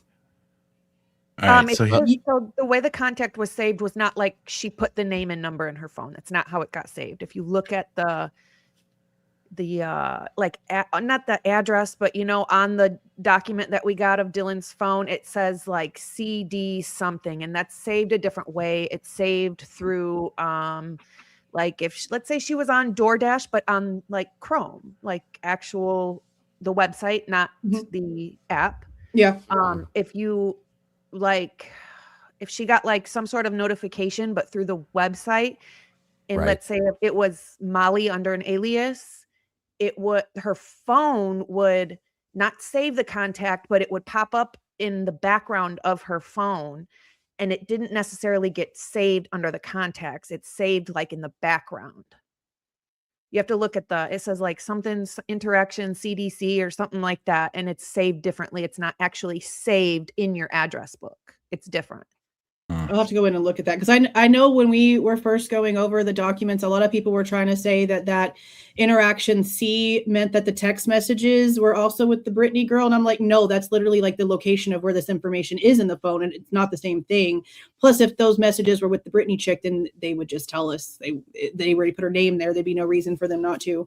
Right. It's different. There's a whole like explanation for it. So, yeah, especially if they're on iPhones, that's something that I don't have any clue about. So I'm interested to see what you put out about that, because I don't know anything about that stuff. Yeah, I do have an iPhone, so I kind of get how it's explaining it. Yeah. I was there once. I won't. I swear I forgot iPhone operation in like 6 months. I can't do it. I gotta keep my damn Android. Yeah, I'm a Samsung girl. I won't buy an iPhone. My daughter, on the other hand, the main reason why I went to Samsung was because I have this issue where like it'll be in the middle of the night and I'll have a harebrained idea and I need to send a text to one of my employees. I don't want to text them in the middle of the night because then they're going to want to talk. With a Samsung, you can set and schedule when that text sends. That's weird. That is so I didn't know that. It's also like very strange, because how does that work in a police investigation? Right. Yeah. That is wild. So I got a weird harebrained spin off here on this. So with all Dylan's bullshit text and, she was all on social media and doing whatever, if she wasn't at the house and she was someplace trying to keep her mind busy, literally knowing what was going down, is that why she was so active? I don't know. That's a good question. She was the most active out of both of them. It doesn't look like there was any lapse. No, and I still think, and I don't think I've told them this, but not you. I think Bethany was going to leave. I've said that for a while. I think she already showed that she has that behavior pattern. Remember what she said about hearing a scream, like literally a few days. That's another thing. I don't know if she's like telling some shit story or if she's trying to be honest about leaving, because on the 16th is when she does that interview. And she says that it was like less than a week before that she heard a scream in the middle of the night, around the same time as the one that we have on the freaking cameras. And she called somebody to come and pick her up. I'm like, okay, chick, so you're sitting right there. You got people telling you that the dog is missing, apparently. You're obviously awake. You're watching TV. We know that you just came in from taking the dog out with Maddie. You're awake and you hear that scream at 2:27 and you don't call somebody to come and get you, and that's your behavioral pattern. Thank you. No, I agree. That's why the silence in some of the like earlier parts bothers me, because we don't really know anything about what's going on. But also with the cars coming in and out, we don't know if somebody's getting picked up in there or whatever. She's already shown that she will leave if she hears something. And I think, and it's the same person. I think that because we see her standing over by when Nunez gets there and gets out of his car, turns around, goes. Yeah, she's over there. Yeah, she's at the pole and she's standing there. And here comes Jenna. Jenna actually showed up the same time that Nunez did and had to turn around to get around him and came back. I think she was going to leave because I think, and I've said this before, oh my God, this irritates me. The 4 or 5 calls, whatever it was, to her mom, dad, and home about her tooth is bullshit. Her daddy has been a dentist her whole life. And he was just there the weekend before. No shit. So she knows what to do when you have a toothache. Your daddy's been a dentist your entire life. Yeah. You call to say, I need to get the help. This is what happened. I need to know what to do. And they probably told her, you need to get the fuck out of Dodge. You shouldn't be involved in that kind of thing. And she was going to leave, I think, but the police showed up and she got stuck. That's my opinion. So. The part that bothers me about that, if I'm remembering the document correctly, is that in between telling us that there's a home call, a mom call, and a dad call, there's also an unknown. Yeah, there was. I think that was Jenna. I think that was the Jenna McClure call, because the way she explained it in the interview was that when she had talked to Jenna, and that's when Jenna messaged back and said, bro, and then said after that, do I need to come and get you guys? I think she spoke to her on the phone beforehand. Oh, I'm pretty sure she did. And the part that really bothers me about that is that while she's on the phone with Jenna, it's around the same time that Dylan, now that we know, is getting messages from her dad about when they should talk. Yeah. So while they're sitting there freaking out about what's supposed to be happening and about to call Emily to have people come over, blah, blah, blah, whatever, like, you're not saying anything. No. What? Oh, 2 o'clock's better. Yeah, let's just push it off as far as possible so that you don't have to face what's going on right now. Everything about everything is so damn sketchy. Jesus, I was just... Sorry. I drank too much yesterday. Oh, my God. But then we found out that's not even true. That everything about her intake was bullshit. They were dry. They had a dry weekend that weekend, and it was stated in a report. And other people in those reports said that they didn't even think she drank that weekend. It's called Envision, Idaho. Right. And Something is wrong here. There's no way that she told that story that she told the next morning to Nunez, to Decor, to all those interviews as clear and clean as she did, being that she was drinking all that shit the night before. And then I don't apparently believe that. didn't sleep because her phone activity proves that she didn't sleep. Thank you. Thank And you. she already said she was just sipping on somebody else's Borg. She also apparently told somebody at the Sigma Chi party that she wasn't drinking. See? And then she also tells them that once she gets home, she didn't drink nothing else. So then you were sober, baby. So what are we having these conversations for? Yeah. And again, that's another one. I'm telling you, there was distancing. Lakeland McComas, or whatever the hell her name is. Lakeland, yeah. One more time. They offered for her to spend the night there, she said, and said, no, I think I better leave. Just like everybody else wanted to be away from that house that night. There's another reason. I don't think it was Lakeland. I think it was Zoe. Zoe. I think it was Zoe. LM. Okay. So the way that, and I could be wrong, but this is the way that my brain is like reading through it. Lakeland is the one who went back with Dylan and Bethany and left before the girls got there. But the way that the report from Zoe reads is that she got into the car with Eric and them to go to the corner club. And that she said in her report, she was supposed to spend the night over there, but something felt off. Oh, okay then. So then Zoe ends up leaving. Yeah, so I think so. They, in his report, he talks about them all going over to 1112. And even he says that he stayed at that house even after the girls left. So that's just more proof that they just let anybody willy-nilly in their house and didn't bother to lock anything up or do anything. That's messed up. I couldn't do that as a Everybody had access to dude. that house. Yeah. Nope. No, that makes Too sense. much. It does. That makes more sense for sure. Good Jesus. It's such a disaster. There's just a lot. Like, they hid the fact that there was an extra girl on the way to the corner club and that there was an extra girl at the house this entire freaking time. Yeah, definitely. Oh, That just, there's no telling what else. There's no telling. I think there were more people there that morning, Jules. I think there were people there that were there until they were going to call 911, and then those people bolted. It's very possible because we can't see. No. And if they're walking back towards the whites through that little intersection thing, then we can't hear or see anything anyway. No. They know. People know. I don't how think to they get had there. a party there Friday night. I think it was Saturday. A lot of people are saying they think there was a party Saturday night. That's what it looks like. It looks like a disturbed party. I mean, why the fuck is there cans on the fucking stairs?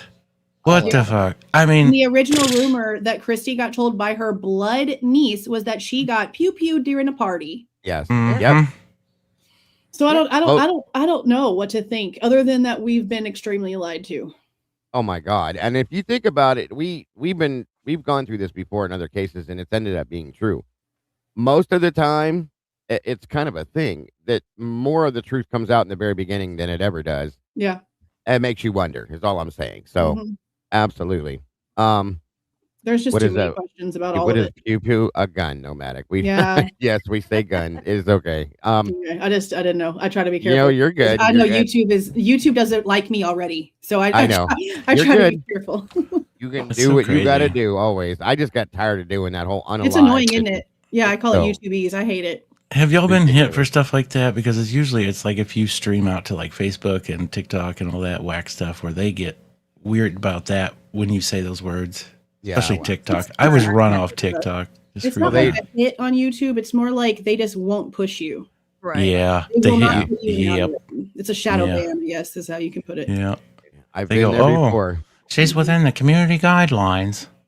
So one of the, or actually two of the questions that were emailed to me for you is people were wondering if you had any thoughts, because everybody already knows we're all in the same boat here about Brian and what we feel about Brian. I personally think he's 100% innocent of this. That's me. And I know most of the people in here do. There's people that, excuse me. There's people that think that he could have been involved, and other people where I don't, but that's okay. I respect people's thoughts on this. But I think two of the emails I got asking you questions wanted to know if you think Brian's innocent, how do you think he got involved in this, Jules? At this juncture, how do I you do think think he was he's brought innocent. into it? I do think he's innocent. Nothing points to him at all. And Right. that can change if evidence actually points that way. That's what we're basing everything on, is the actual evidence. This isn't a emotional thing, a feeling, a gut, blah, No. blah, whatever. The evidence doesn't point to it. And we have been searching for it. I mean, you and me were both pitchforks F this guy the second that he got arrested. And then the paperwork started coming out. That's it. Then the bullshit started. And then we were like, okay, well, let's think a little bit. That something's weird. As for how he got involved in like the DNA thing, considering the fact that the DNA is the only thing there, I don't even know, other than the fact that somebody probably swabbed that damn car door handle or office handle. Something that I'm realizing going through some of these interviews and things is that WSU and U of I would switch off criminology departments. Yeah. At WSU, somebody said that you would be in criminology for U of I and not even know that your classes were at the Pullman WSU campus until you got your syllabus. So there's a lot of mix going on. And if he really wasn't liked very much, it wouldn't take much for somebody in the criminology department at WSU who goes back and forth to U of I to do some fiat shit. Okay. Yeah. I feel like somebody planted it there.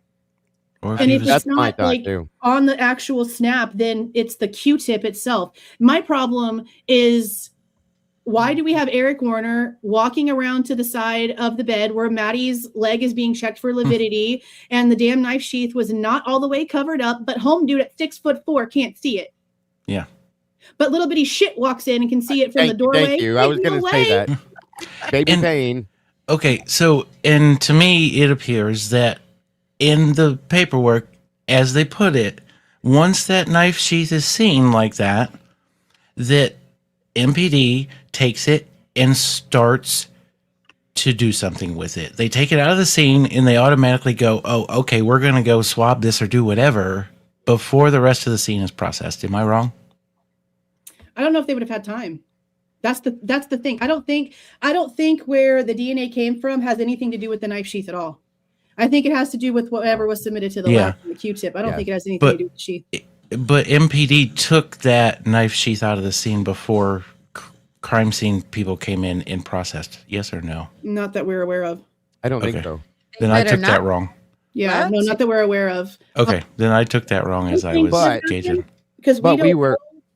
But that's not what we're under the impression of. No. No, and since we're talking about that real quick, then weren't we told in the beginning that knife sheath was underneath Maddie's thigh, in between the girls, under the blanket? Yes. Okay, but we see it teetering on the edge of the outside of the bed. Mm-hmm. Okay, I just wanted to clarify that. No, that's what we were told. Okay, so now we know that's it. And here's my other issue with this, and I've just been calling them Mandela effects at this point, because there's like a big, huge group of people that like remember that stuff, but then there's also a group of people that don't. So it's just a Mandela effect. I know you and I were on this the same time, same stuff. We used to talk on the phone about this shit. Mm-hmm. So for hours, I know if I remember it right. If I remember it, you'll remember it. That's why I'm asking you. No, that's how we heard it. Absolutely. 100%. And that's another reason why it makes even less sense where it actually was that Kaylee's DNA was the main contributor, considering that it's on the opposite. I also don't understand how there was a pool of blood underneath her like waist area, but all of the damage was to like her upper body. Thank you. That's I don't think she was killed in that bedroom. I think she was down on the second floor. This is just my opinion, of course, and got attacked down there, maybe trying to run to get away or something, and was either drugged or carried back up there afterwards. It has always been my opinion, but they were like, everybody has come at me and said, well, she doesn't have any injuries below her waist or too much blood below her waist or something. So they're trying to claim that she was in the bed the whole time. I don't believe that. Bullshit. I don't. Yeah, I mean, I haven't. she was positioned differently after she bled out. That's all that means. There should be that much blood on the pillow where her head was, and there's barely anything there for as bad as we've been told that her wounds are. Yeah, and for her to have all those wounds, did she just lay there and nah? No, to be disfigured like that and that blood, that pillow not be red in itself. Look at the bedding. Her entire side of the bed should have been completely red. The wall should have been covered. For as bad as compared to what? Yeah. Thank you. That's one of the interesting things that blood spatter expert says, that the spatter marks that he saw on the second floor, there's a few things, like he's like, someone can't physically reach that area to make that mark. Yeah. And then the other thing is that he said they looked like marks that you would expect to see a body laying right near that. Yeah. So meaning something happened there. So not a death because the body's not still there, but that's what it looked like, meaning that it didn't come just from someone flicking a bloody knife. Like it came from a stroke. You know what, the jacked up part that didn't sit well with me, and I swear I took this right, and I'm sure you've watched this, Logan. His last time that he was on Birdie's, did he or did he not say that it appears that the way Ethan was basically, he was in the bed when he received all those wounds and he didn't move? Yeah, up on his right. It says he was up on his right elbow, and apparently because his socks were clean, it meant he didn't move. Yeah. Yeah. I don't know. And the way this guy explained it, and the way the blood patterns or whatever it looked like, is he believed that was true. I don't know. That's wild to me. I don't know. I need to go back in and just listen to what he has to say because I'm interested, especially if it got the Consalvus's attention. Yeah, I'm curious. The whole thing either. What I really good. He just didn't. I know a lot about bloodstain pattern, and I'm sure you do too, Jules. I mean, I think a lot of it's self-explanatory when you look at it, like how it got there. So he didn't really say a whole bunch other than kind of just what's really noticeable. He couldn't really explain why Kaylee's blood was on the table and, things like that. He thinks one person did it. Yeah. He says that no, Kaylee was absolutely killed in the bed along with Maddie. And so is this a guy that actually worked the case, or is he just somebody seeing what we see? He didn't even know the case. Oh, so he's just coming at us sort of new. Okay. Yeah. But that was the first interview. I think he did 2 interviews, right? So the first interview, he wanted to go into it knowing nothing. Okay. And then I think he got filled in on a little bit more, the more alternative theories and things like that for the second interview. And the points that Logan just said, that was after he had, that was number 2. So there's after some weird stuff there. Some of the crazy information. Yeah. I'm wondering, is he getting information from a person like Birdie just telling him stuff, or is he actually reading documents? I think both.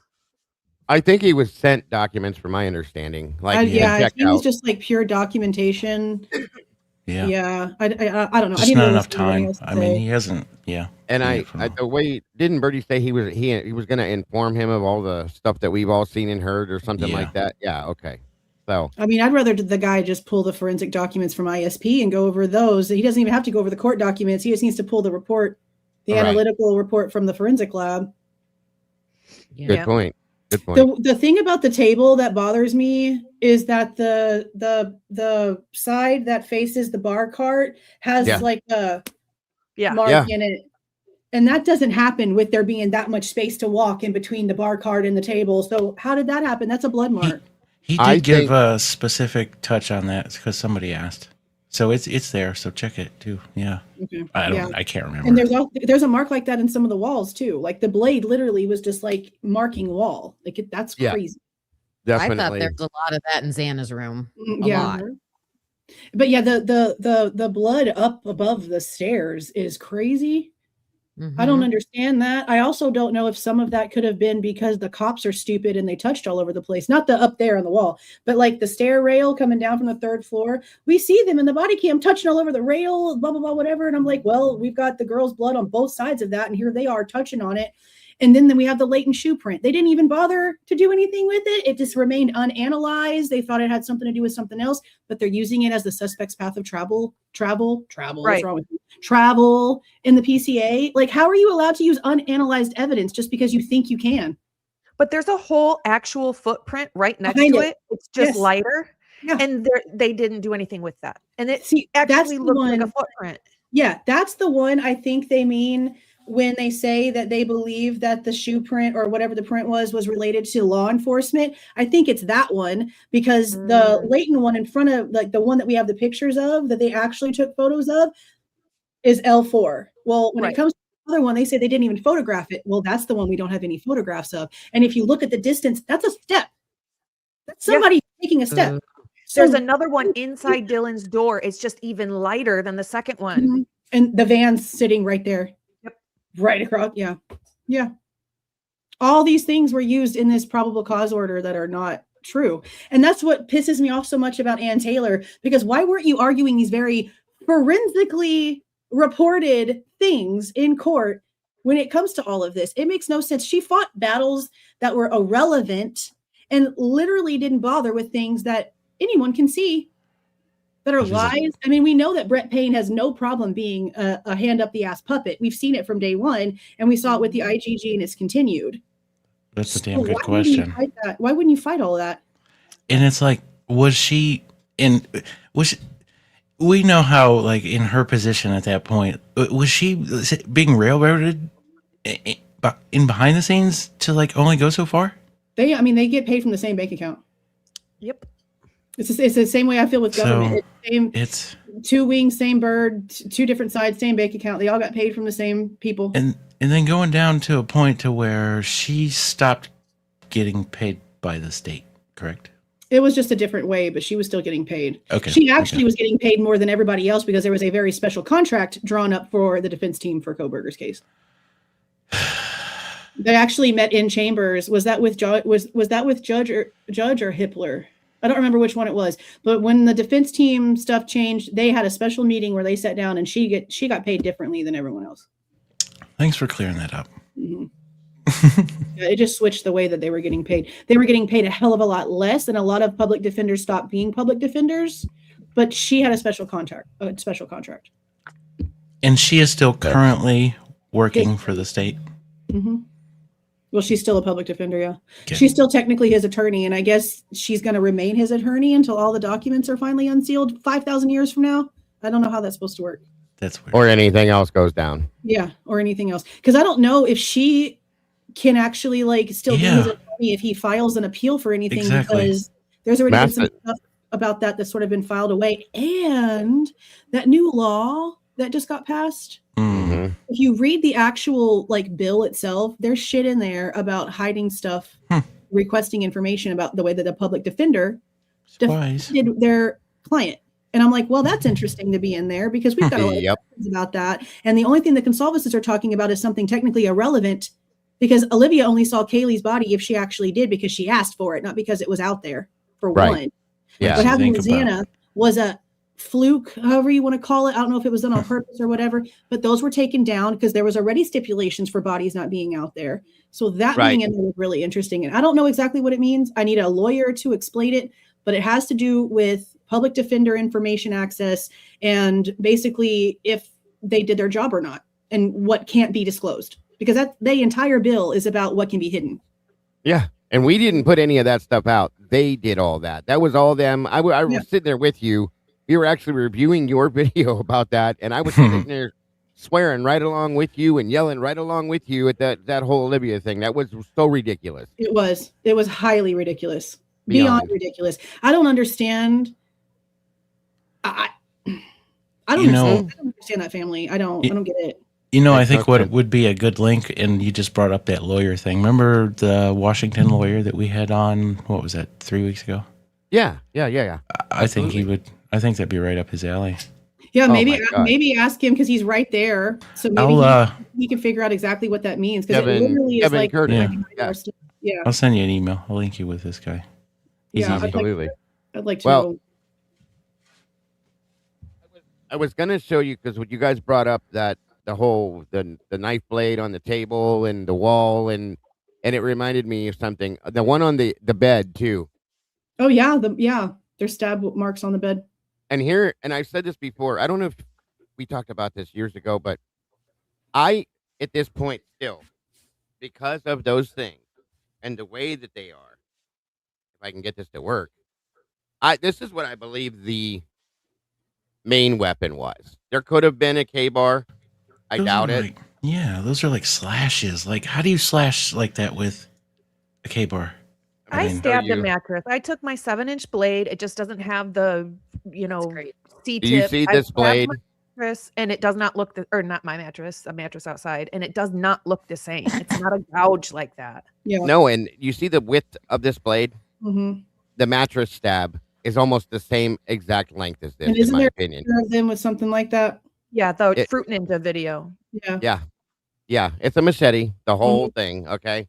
Anyway, this is what I was pointing out: is the mark in the table, the marks in the walls, the bed step. This is something you could have a distance from somebody and just keep going at them like this with, and you can still do that kind of thing, so on and so forth. And it makes perfect sense. It would explain a lot of things. I think this is the weapon. This is the majority of the weapon. There may have been more than one. Yeah, it would explain maybe even like the distance that some of the spatter like above the stairs traveled because of how strong that thing is. Yes. Yeah, absolutely. That's exactly why I think that. Like missing and hitting the wall, striking the wall and leaving those marks, because I think if you're close and stabbing with that K-bar, like you're probably going to hit. And that's the thing is especially if you like Kaylee running, I think Kaylee was running from somebody. This is my opinion, of course, based on what they've told us. Dylan says somebody, she comes running down the stairs. If we believe that, blah, blah, blah. Somebody could have been chasing her. Okay. Truly and honestly. So there was, okay, here's my issue. You have a 7-inch blade. It makes no sense to me. It's this wide. Those gouges don't look anything. They're way bigger than that. All of those wounds were bigger. Steve himself said that they were, what did he say? Large gouges and things like that. None of these look like a 7-inch. So if somebody had a knife like that, it was one of the people, I'm sure, maybe could have.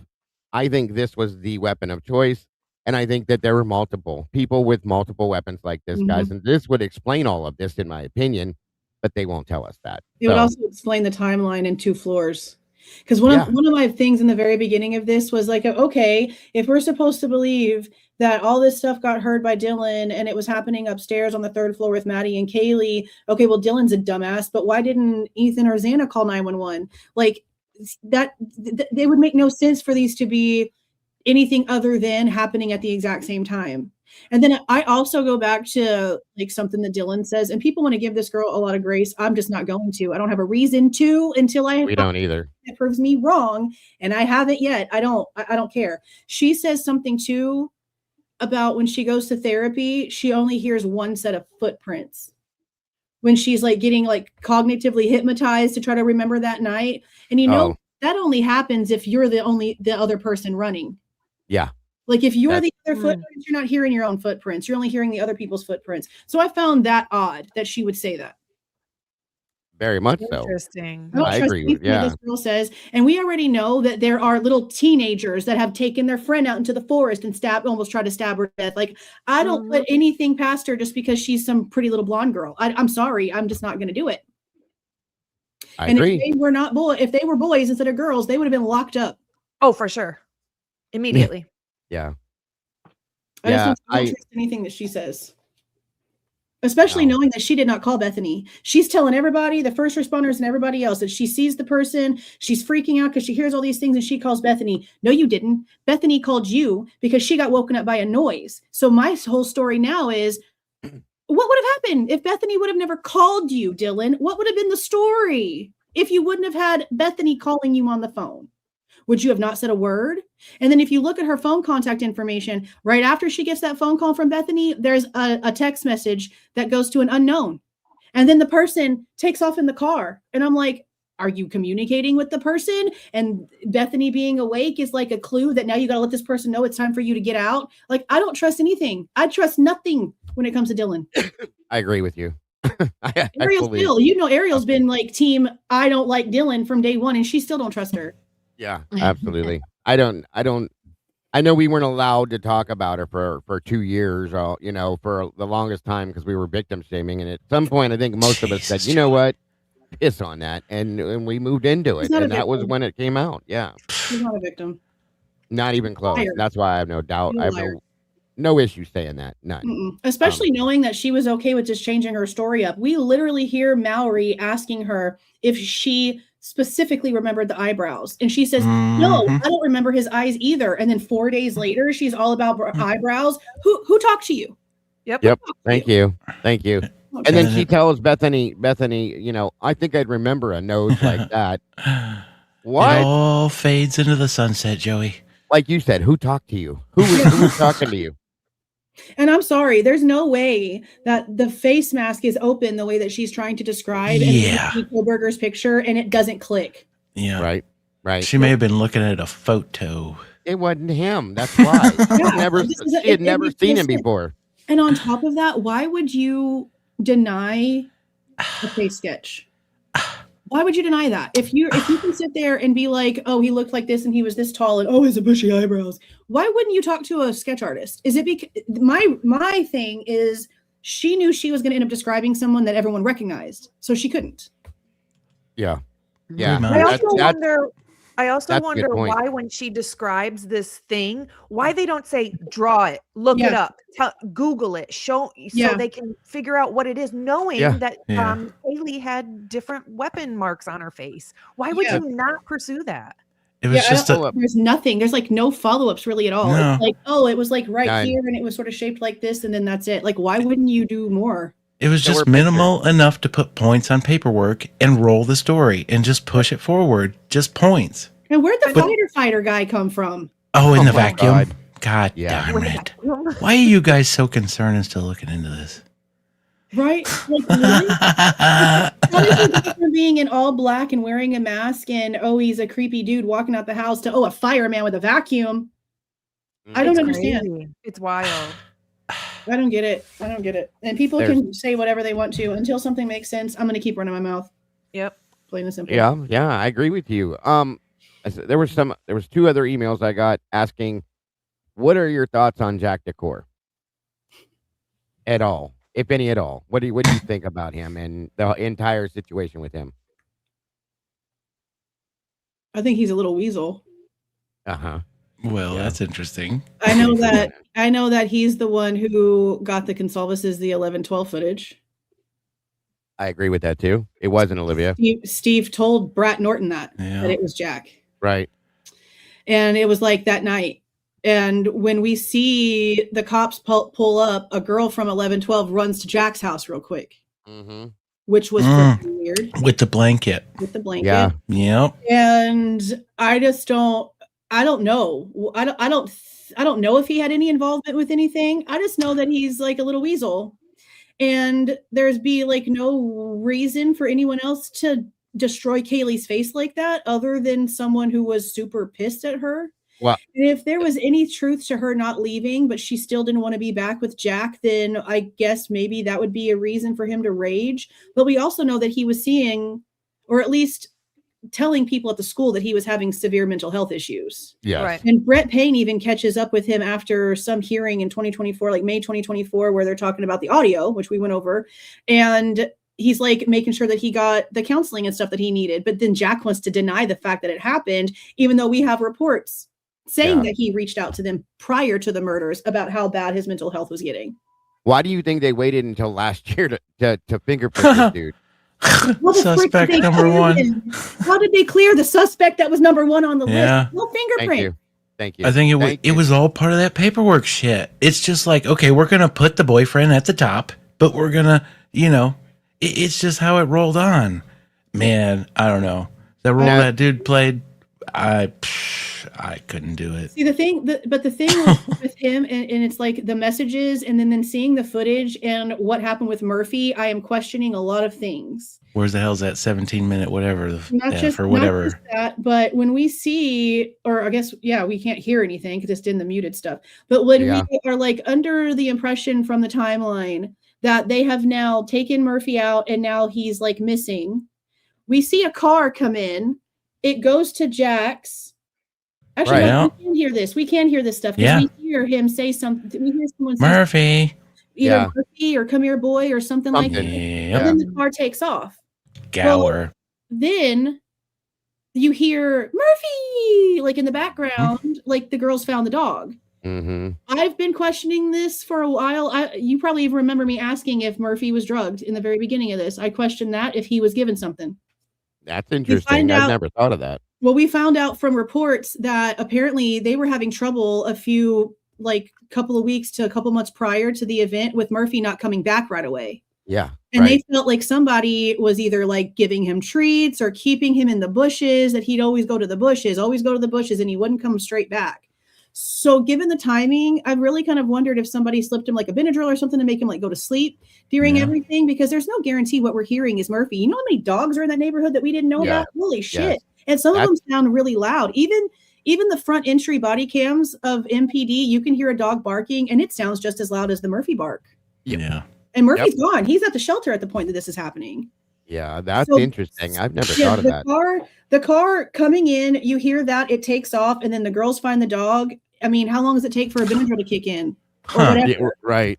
Ain't that some shit? I just find it weird. It's something that I've questioned from the beginning because they had the dog in there and because there was like no bloody paw prints all over the place. What else would make him be still? I don't care how much a dog is not aggressive or is not a barker. If its owner is bleeding to death somewhere, the dog is going to be curious and show up. The dog is going to do what a dog does.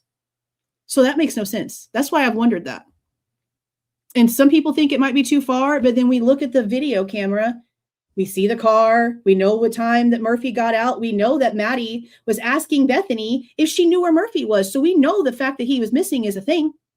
Then we see the car. We hear the voice. 30 minutes or so later, Murphy! And then everything pops off less than an hour later. I'm really wondering if somebody gave him something, whoever might have been causing him to not show up right away the way that he normally would, if maybe that person did something else. I mean, that's interesting. I've never thought of that. That's interesting point. It's weird to me. That's going in my notes. That's going in my notes. And I just don't understand why they didn't do more with Murphy. Like, why didn't they give him like a forensic comb down? Why didn't they take blood from him? Like, why didn't they take a urine from him? Instead, Jack just asks, and this is another reason. Jack asks over and over again if he can have Murphy. Right. Finally, Dollinger gives in, calls Lanier. Lanier sends Rosendahl to go meet Jack at the shelter. And then he gives him back the dog. No cops even know what's going on. There's all that miscommunication and people being like, oh my God, where's the dog? Well, y'all all suck and no one talks to each other. So there's that. Yeah. But why was there no one brushed him? Nothing. But at the very nothing. There's a paw print in the pictures. Jack says, I don't care about the dog. Yeah. I'm worried about my girlfriend. Oh, but then suddenly you want the dog so bad. The dog so bad. Mm-hmm. Yeah. Thank you. Straight up. Yeah, bullshit. over and over again. He even asked about it. Like, he asked about him there beforehand. Then he asked about it in the interview. And then he kept on asking. Yeah. Yeah, that's damn, Jules. The whole dog being drug thing. Why did I never think of that before? That's an interesting point. Well, we also didn't really have anything to go off of it until we got those reports where people, I think there's like 2 reports where people were talking about how Murphy wouldn't come back right away all of a sudden. Right. Yeah. And then we know that she saw somebody outside the house. She called Bethany and was like, there's a guy out here. And then there's a guy at the trees. So we know something's going on, but we know it wasn't Koberger. So I'm telling you, bud, this is why these women are important. I've been saying that. You know me better than that. I know. I'm just playing. Hologram Murphy, right? Yeah. He's all over that. I've always said I thought it would be interesting to take Murphy and put him in the room with Brian Koberger. I've said that, yes. Yeah. I've said the same his thing. reaction. Let's see how he reacts to him. Because if he remembers that damn scent from that night, oh, you bet he's going to react. Even years later, even today, he would have a reaction. Absolutely. He would either cower away from him because he knows he killed. That's the guy that killed mommy. Something, yes. Yep. And then I said the same thing about put him in the rooms with Showalter, Decor, which, Decor's his daddy, but whatever. But, all these other people, and see what his reaction is to these people. It would be, it's just like putting him on a damn stand, folks. Yeah. Obviously, he can't talk, but it will give an animal, and Logan, I know you'll agree with this wholeheartedly. In animals more in tune with them than we are, period. Okay. and they know good people, bad people, period. End of story. So for sure. 100%. And I think that would be very telling, folks. They will never do it, but it would be very telling. I just don't know why they didn't do it to begin with. Like once they had him in custody, I mean, even if they didn't want to tell us about it or whatever, like why wouldn't you bring Murphy in and just like put him in the same room to see his reaction? That would have been like number one if I was the damn detective. Like, hey, well, this dog was here. He was there the entire time apparently. So let's see what this dude does. There would have been help. Yeah. Well, here's the thing though. They may not have done that because it may have helped point the other direction. I mean, honestly, if Murphy would have went right up to Brian and let him pet him and all this other shit, that wouldn't have looked good on their part. Yeah, not at all. So that's my reason why I believe they didn't do it. It makes perfect sense. I really wish that technology would stop focusing on stupid shit that doesn't matter and focus on. Can we figure out how to have animals talk to us? Because like, come on, how many things would be solved? No doubt. He'd have told the whole story at this point. We'd have been done with it. Definitely been done with it.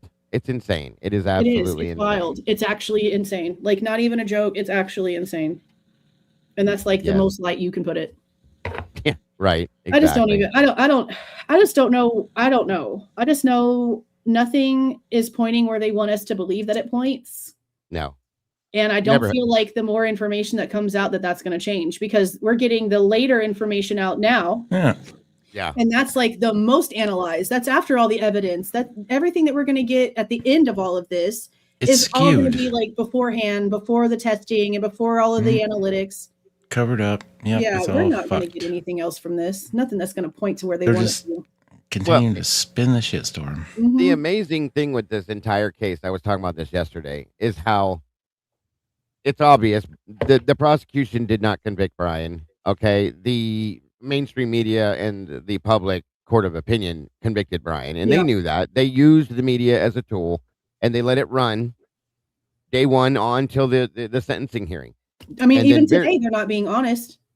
No, not at all. They come out and talk about stuff, but what did TMZ do when Christy dropped the video that she played from the DMV? They twisted all over the place. Of course. And now we're finding out, oh, you mean he was going to change his plates beforehand, but he was told to wait. So what are the guilters going to use now? He changed his plates because he was told when to change his plates, you idiots. You can't use that against him anymore.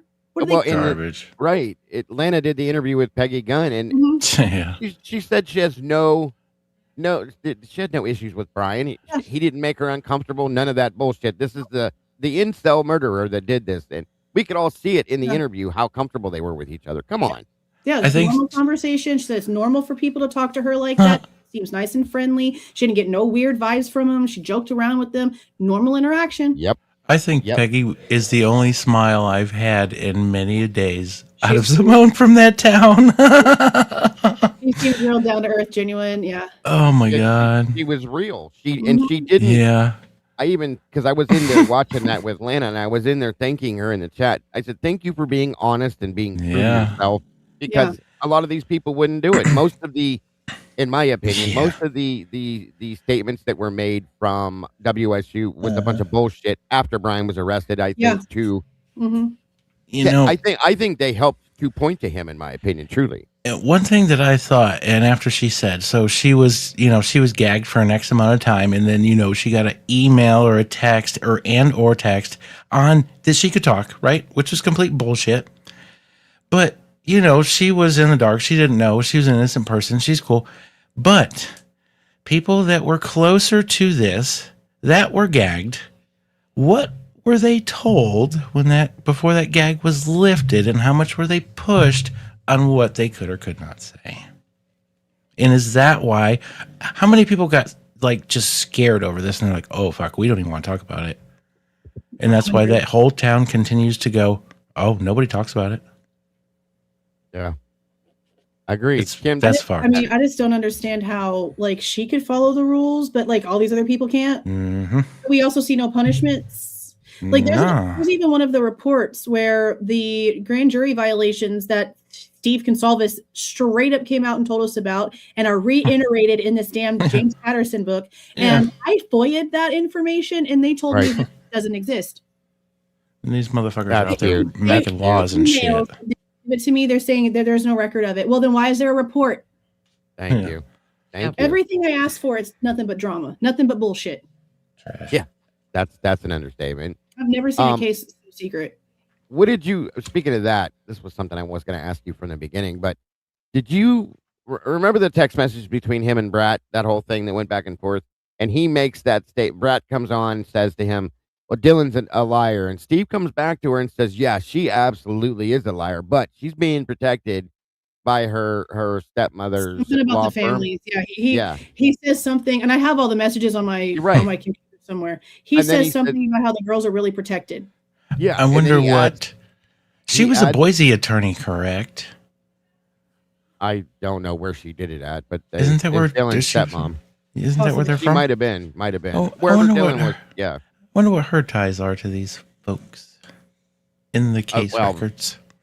Besides Dylan being her stepdaughter, I don't know. That's interesting. But Steve also said the grand jury was curious as to why Dylan wasn't getting charges. Right. Yep. Bingo. And then what the other thing I was going to add to that was that he makes a statement in that same bracket of text messages about the Showalter family threatening him, and actually walking up his driveway and knocking on his door and basically telling him, you need to leave this alone or stop talking about this or something, or there's going to be consequences. I thought that in the Mortensen family, both were threatening him, he said. And that was, Jesus. I don't remember that. I haven't gone through all the messages because I'm still, I think we're about to do like episode 3 of all of them. Mm-hmm. Yeah. It's in there. It wouldn't surprise me. I mean, yeah, probably so. That wouldn't shock me. That wouldn't shock me. That's wild to me. Why you have to question like what would be unless it was the fact that they were trying to like push it on him and they were trying to just protect Showalter, maybe. I don't know. I don't really trust that situation either because of like the fact that there was blood in his apartment. There was blood in Jack Decor's apartment. Yeah. There's all kinds of questions about him, and he's got an anger issue all over the place. The backpack whole shit with that connection. I'm telling you, that whole separate investigation, whatever. What we just talked about earlier. I don't know. There's some weird shit there. Who has that breakdown? Which one? What he's talking about the ISP. Yeah, where do y'all have that to where I can like look at what y'all are talking about where it comes to different case numbers? Right now? No, you can email me. Oh yeah. I'll send it to you. Yeah. And it's specific. And tell me, like after Homie got ditched there at the grub truck, did he really walk home 20 to 30 minutes by himself? That's fucking bullshit. His timing, I remember them saying that his timing didn't really add up. Yeah. I wouldn't walk home. There's a lot of conflicting statements that he made that don't line up, like going to the cannabis shop, like is in the next day when he was supposedly gone. Well, he was at Floyd's. Well, in the phone call, he said he left Monday morning. I think Monday morning. Monday morning, he took off to his parents' house. That was the why was he calling and like it like so dramatic about reaching out until he talked to somebody and recalling again and again and again? That was interesting to me too. Like I have to basically, it was acting like I needed to speak with you guys. I thought it was real important, so on and so forth. If you had anything to do with anything, at night. Every night. Thank you. Really? Yeah. Like, what are you doing? Why can't you sleep? What's on your mind? Yeah. If it was like regular during the day, maybe, but yeah, late at night like that, that's interesting. That's bullshit. After he barely knew some of the people at this house, and maybe he never hung out there that much, huh? No, I don't believe he didn't know. He acted like that's another thing that bothers me is when he claimed that he didn't know Kaylee. Bullshit. Why is she always, her and Maddie, they're always kind of like in the distance ish, especially Kaylee. Yeah, the Kaylee thing isn't. Well, when it came to Showalter, I kind of, honestly, him saying that he doesn't know Kaylee like that doesn't bother me for some reason. I feel like because they're older. Yeah. And they were like in separate classes and stuff like that. And we know that they were in separate sororities. And cliquish, it's probably like really, there's probably several people that know Maddie more or know Kaylee more and don't really know the other one more. So that doesn't really bother me like too much. When it comes to that, it's Hunter doing that is what bothers me. Oh yeah, that's a definite for sure. See him at the house and doing all that other stuff, but Hunter Johnson pretending like he doesn't understand Kaylee's name is actually Kaylee is crazy. That's bullshit. Motherfuckers always answering the door and shit. Because they were playing the champagne, whatever the frick you call it, with the zip ties. They had the zip ties on because they were the ones that were zip tied together. So how do you not know her name?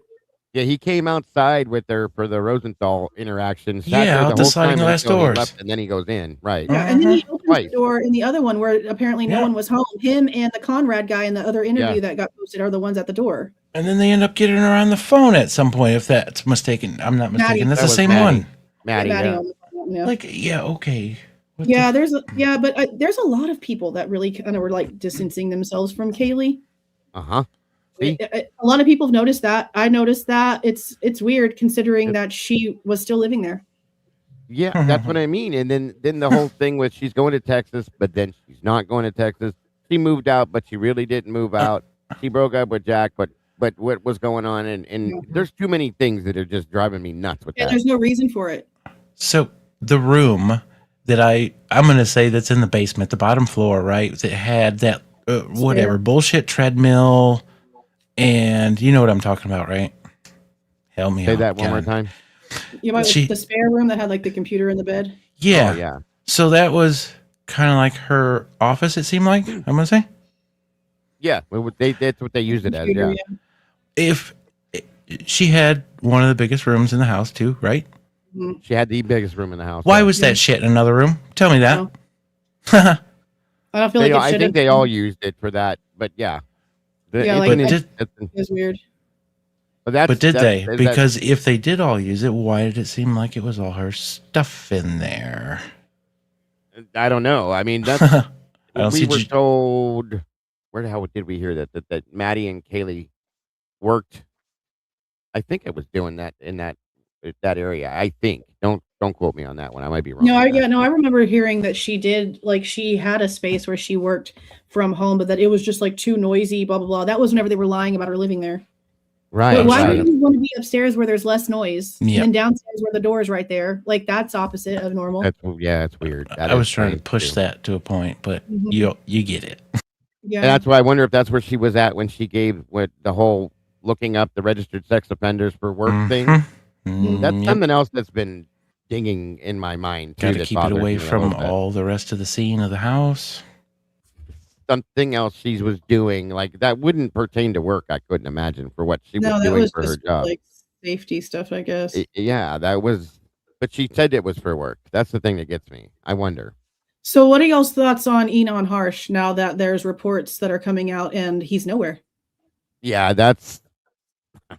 I'm about to do a really like he's gonna hate me when I'm done. What do you think? He's creepy to me. I can't put my finger on it, but he's creepy So to weird. me. He always has been. He's always. Why did mean- he have off. to enter himself? I'll say it like this: if it's not the frats, it's Enon. Mm. You still think he's in it? Like, Oh, I yeah, don't think he did it by the chick- himself, though.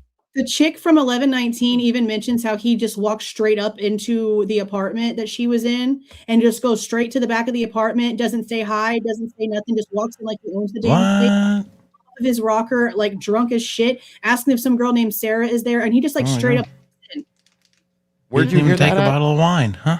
There's a channel called either Dead Warpool or War Deadpool. Oh, I'll send you the link for it. It's like a 7-hour live that he posted as a video, and about 3.5 hours in, she talks for the remaining 3 hours, and that section is in there. But I also know that he's just full of shit. So when Lana had him on, she pulls up the map and she's asking him where the freaking SUV is. This baller SUV. Well, guess what? There is no freaking baller SUV. We didn't He's got see 12 hours shit. to prove that. So dude is lying. Then he says he's the car that pulls in at like 127 on Linda Lane. Yeah, where's I can't his see shit? Car pulling in on the 1112 cameras. Nothing he said is freaking physically proven. Because didn't he have an electric car at that point? It's some small car. no, it Some wasn't small- electric. It was just I thought it was like it was like a Subaru or something. Yeah, he had it something at like a one point. Subaru. that motherfucker ain't. Yeah, in I'm there. gonna, and I've like said it for a while, and I just haven't done it yet. But he claims that he came home to like a subpoena on his door. But Yeah. when Lana asked him in those interviews from a long time ago to show her the paperwork, he never did. He never did. That's right. And he says he went down to the police department to pick it up. Well, I'm about to FOIA your ass because I want to know for sure. I don't believe him. I think that he is a weirdo. I don't trust him whatsoever. You literally like put yourself into this, going into all of these interviews, calling all these pieces. You got bushy eyebrows and you're a chef that's really good with knives. I don't like you. If it's not it's not fraternity related to where it's orchestrated and they know the area, then it's Enon. Those are the only two options that I have. I don't have any other theories. You Why is don't he think he inserting did it by so himself? much? Why? What, Logan? Why is he inserting himself so much from the very And beginning? nothing, and then there's nothing there. We don't see anything. There's no documents. There's no reports about him being interviewed. No. Nothing. Nope. Not one. I remember going through when we went through all the supplemental reports from MPD and then the ISP stuff. I don't see him once. Not once. We all looked. So if he was subpoenaed, then why is he not in there? That's something that's interesting to me too. That's a good point. Maybe we need to go back and look at him again. I plan on it. I already plan on it. One of these days, when things calm down a little bit, I plan on it because he's not. He should have, according to him, he should have been on the defense list, right? He was going to and not on there. The first time, yeah. But then his story about that is weird as shit too, because the way that I remember him telling Lana was that he like showed up when he was supposed to go to court, but nobody was there and nobody knew what he was talking about and blah blah blah blah blah. I'm like, fucking dumb. What kind of freaking story are you telling? Like that talking about yeah, that's bullshit. I agree with you. That's bullshit. No, none of it. Nothing he said added up. Now I know that we do. Well, I can say I know, but I don't remember watching him a lot to know what his cat looks like. But in some of the house like door to door stuff, he's in one of the door-to-door canvassing videos where he's being spoken to and his little white cat walks out of the apartment and people are like, that's freaking Enon. So that's the only part we have is that little bitty section where he didn't hear shit and he's useless. And then they go on to the next house. Yep. That's wild. Yeah, I didn't know that. I don't trust this dude. The only SUV that's at the corner, he literally on the map that Lana pulls up, it's the 1112 dumpster corner that he points at. We have 12 hours of that footage. That damn SUV is not there. So okay, let me ask you this then, because this vehicle drives me nuts. At 429, that loud ass, and it's not that I don't think it's the SUV that belongs to the Chapin. No, it comes around the corner and it pulls up, and the way we're listening to it, it's got a really loud exhaust on it, and it's some form of an SUV. I think it's a Toyota Sequoia. I don't know. It could be. Are you talking about the one that sounds like it's sort of like slowed down, but like gassing? A little bit, and then it sounds like it actually stops in front of the house because you don't see when you look at the house across the street, you don't see the taillights going up over the hill. Yep. Yeah. And it's loud, really loud. It's got some kind of an aftermarket exhaust or no exhaust at all. It sounds like it stops. You hear the dog start barking like crazy, and then I want to know who that is. So and is that what he was talking about? I had a fleet of Tundras, so I had 4 of those things. And when the catalytic converters go out, tell me, I'll show you later. I did something on it, but I swear it's identical. That's why I think it's a Sequoia. And there's like a 3-year range, and you can tell like when it drives out by the stop sign, you can see. I'm telling you, but yeah, it's interesting. Who is that? That's what I mean. I want to know. I don't believe that is any of the Chapins. I don't believe that vehicle that belongs to the Chapins ever moved. I think it was there that whole time, other than when it was used for whatever. But I always wondered if that loud ass SUV was what he was trying to describe at that point, because if he was, it kind of makes sense, but we can't get a clear video of like what it looks like to be able to see if it's all but the problem with that though is that he's not pointing to the 1122 parking lot. That's what you were saying. He's pointing to like, at the dumpster. So when I went back and like, it's probably been like 2 months now since I've gone back and like rewatched that interview that she did with him. But as soon as she pulled up that map and it's right there, I'm like, that's the freaking dumpster. He's so shut the fuck out. I don't, nothing he said was adding up. I think we're going to go back and take a look at him too, because we did it once, but that was. He's a weirdo, bro. Yeah. He's definitely And hearing strange. that he just has a history of just walking up in somebody's shit, not knocking, no, hey, I'm Enon, is so-and-so here, just straight up, where's Sarah? As he walks back to the back of the apartment, like, I'm sorry, I'm about to put something through your head, get out of my house. Thank you. Where did he belong? Didn't he have two different addresses too? Yes, he had a house an apartment in Pullman and an apartment in the area of the university, because it had high ceilings and he liked to do his weird juggly shit. That's what I thought. Yeah. He's got bushy eyebrows. He's a freaking weirdo. He has no personal space boundaries because he just goes into people's houses and he's good with the knife. Unlike Koberger, who couldn't fillet a fish and ended up not being able to stay with his fish job. And when shit got hot, he left California. Yeah, he took off. Yeah, he did. Yeah, he did. After lying. He sold his car. Fuck yeah.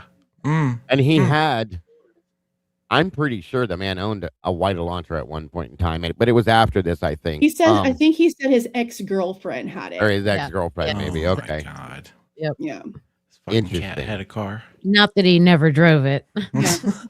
Yeah. Yeah, right. He had like 5 cars, you guys. 5 different cars. Remember that Jules, that that How whole old was dossier this he cat? wrote about being a drug dealer? You remember that? I remember him being like really uncomfortably honest about a lot of stupid shit. Yeah. I feel like this dude was like 26 years old. No, I think he's in his 30s. Oh my fuck, Jules. Living He's around old. a college kid. Yeah. Oh, He's one of those guys. Mhm. He's another Joe. Joe. Yeah. Yeah. Yeah. Yeah, he's another one I creepy. can't stand. Hey, nothing ever happens around here. Right. Like I really want the orientation video for the University of Idaho because I know there's got to be some sort of subliminal bullshit in the back of that damn thing. There's no way everybody says that. Yeah. It's That's too creepy. it is something that makes no sense because Even so much talking to shit. the cop, Dylan says it like 5 times in front of the crime scene, standing on a little mat covered in a blanket. Nothing happens in Moscow. Why do you keep saying that? It was so weird. But you So called. damn But weird. see, this is another thing, though. What does Emily tell us about her dumbass? That she literally is a cry wolf and will call people to come and check on shit all the time because she hears noises, but nothing Yes. happens in Moscow. Then what you scared for? What you calling people to the house all the time for? But the one time you see a motherfucker walking around, you don't call nobody. And my big thing with that is you walk out and you see Xana on the floor. Yo. And she's in underwear, and you just saw a man walk out of your house, and you don't instantly, as a woman, go and make sure that something crazy didn't just happen? I'm sorry. Nope. Absolutely. Yeah. I was tipsy, man. You are Jeez. correct. I don't trust You are nothing about correct. that girl. Ms. And Ms. Logan, She remembered enough because 8 hours later, she remembers. Hey. Xana didn't move. I She had to remembered send too that much. paper at 8 Yeah. or 9 o'clock at night, though. You know, I was home working. Mm-hmm. yeah. Yeah, she remembered too much. I'm sorry, but way Yeah. too much. And in the details, there were too many details for her to not know anything. That's Yeah. what pisses me off. Sorry. Yeah. And then when she answers stuff, she's like instantly like, no, but then halfway through her words, she flips it and she starts answering. I said that. I said she answers these questions with every answer you can give, Jules. Yeah. No, I don't think so, but I don't remember. I think my brain could have made it up. My brain could have made it up so I'd remember it. Like, They're what the fuck pushing did me you just again, say? Mom. What do I say But now? Xana didn't move a hair. That's why I knew something was wrong because she was in the exact same position she was 8 hours ago. Yeah, covered in blood, just like you saw before and you did shit.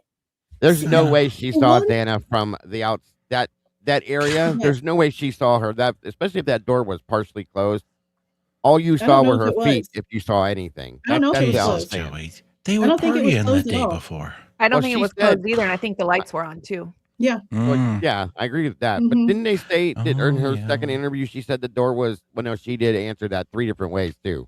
I You think did it was something open. It on might this have been one, huh? closed, but no, it was probably open or something like that. Yeah. Okay. Some dumb shit. Yeah, she kept just going back and forth. You just did something on this, right, Logan? With She the whole kept going door back and thing? forth.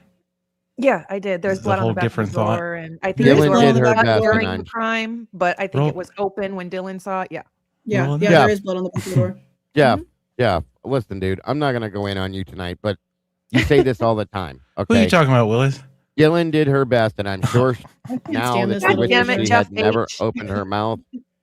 She didn't do. He's so dumb. Forget it. I'm not even gonna speak on it. It's I'm not just even gonna worth leave it. He's so stupid. You can you could literally like put him in a coma and feed him data links through some sort of like thing that Elon Musk freaking created of all of the facts and all of the evidence, and he'd still come out with the bullshit. He's so worthless, useless. Oh my god. Everything.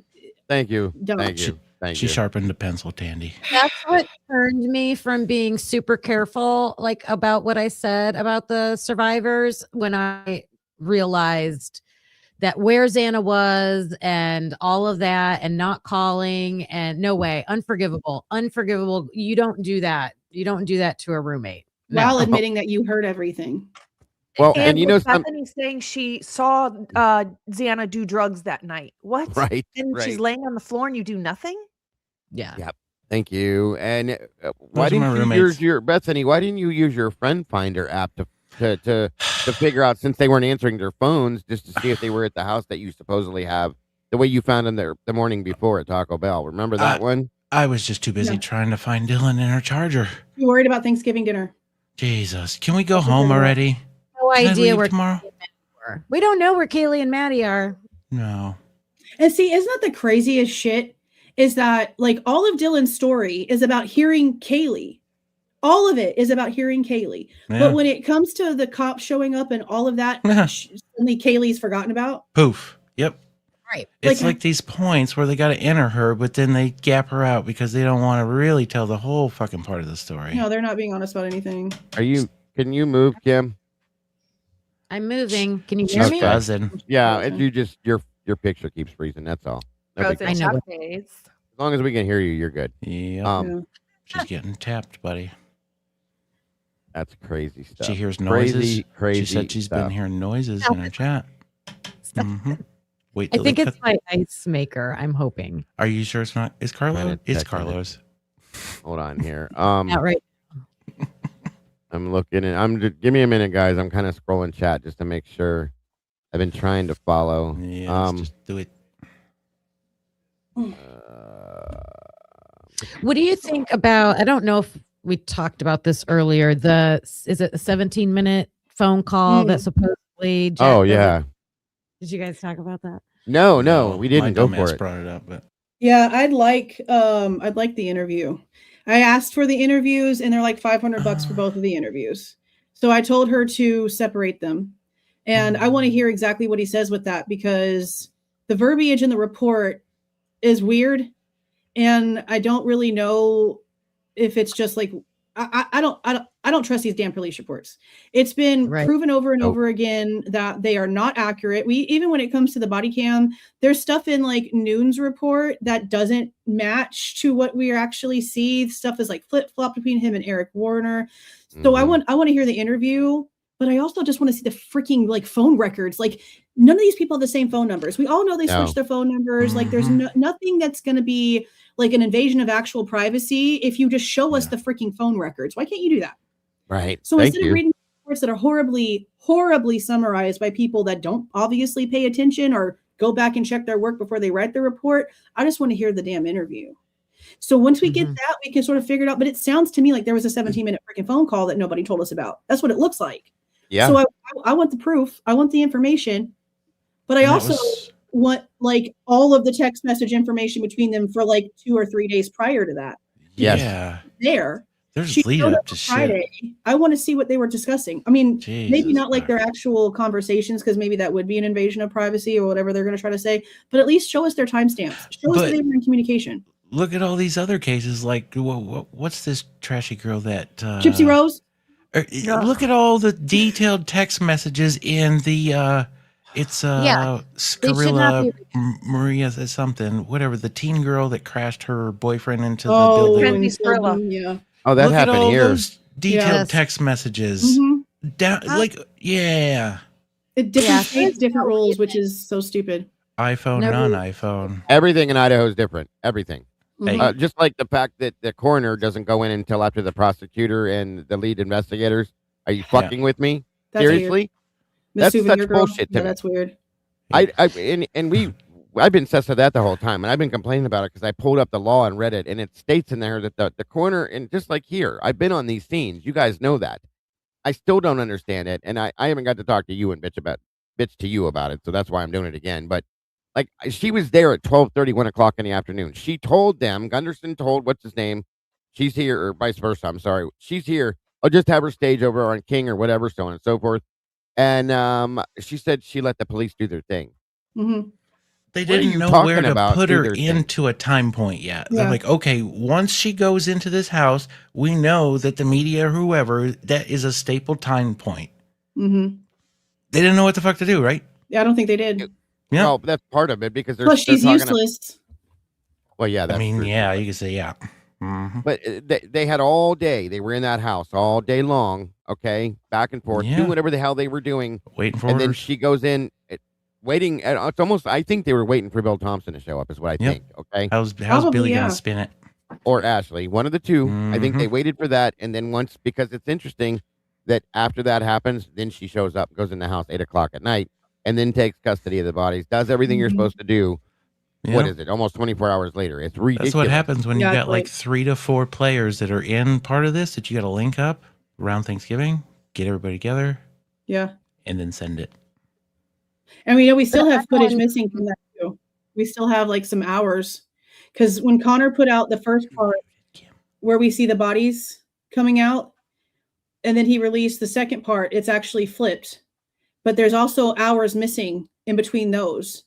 And there's also hours missing after. So we know that in the first one that he released, that's technically his part 2. It's most likely going to end up being part 3 once we're done and everything. But then part 4 should have where Blaker then escorts Maddie and Kaylee's bodies to the funeral home. And I also FOIA'd Jay Waters' body cam because he's the one who actually escorts Xana and Ethan's bodies. So I want to see that cam because he shows up, turns it off, turns it back on, does the escort, gets to the funeral home, turns it off during the time, turns it back on. Like I want to see all of that. But then Blaker also does his own round of escort. Right. So I know that a lot of people, when the footage came out and they were talking about like coming back the next morning, a lot of people were like, "Oh, Stacy was right. She went over there and Ethan's body was there." No, that was them the conversation, and we have hours of footage missing in a report that says that they were not left overnight. So why Stacy comes out and says that, I don't know. It's not true. People feel sad. She probably just guessed at it or something. That's my guess. She swears that she says this to a police officer that's standing guard at the house. Okay, that's interesting. Interview, that there's one cop car standing guard at the house, and they're standing there, and she makes a statement about how her son is still in the house. That's bullshit because you would have already known. You were first on scene. Well, Jeff was technically first on scene, but she was the first one to get a hold of people. She knew exactly what was going on. She was there the whole time. She was calling all kinds of shots. Even if she wouldn't have been walking up to that house with the one officer there and making that statement, the officer would have been like, "No, ma'am, the bodies were already removed. That's why I'm the only one here." Like, there's no way that he would have just let her think that. Right. No, thank you. That's exactly bingo. 100%. I don't know, but Blaker definitely shows that he escorted Maddie and Kaylee, and what we saw, which is still crazy because they take like Ethan down and put him on the floor. Like, what are you doing? That made me so mad. Yeah, that pissed me off so much. I've been on many body removals, and I've never seen it done like that. I'm sorry, but I never have. Biggest fucking crime scene in this fucking town, and they got that whole thing was weird as hell. I'm sorry. It was.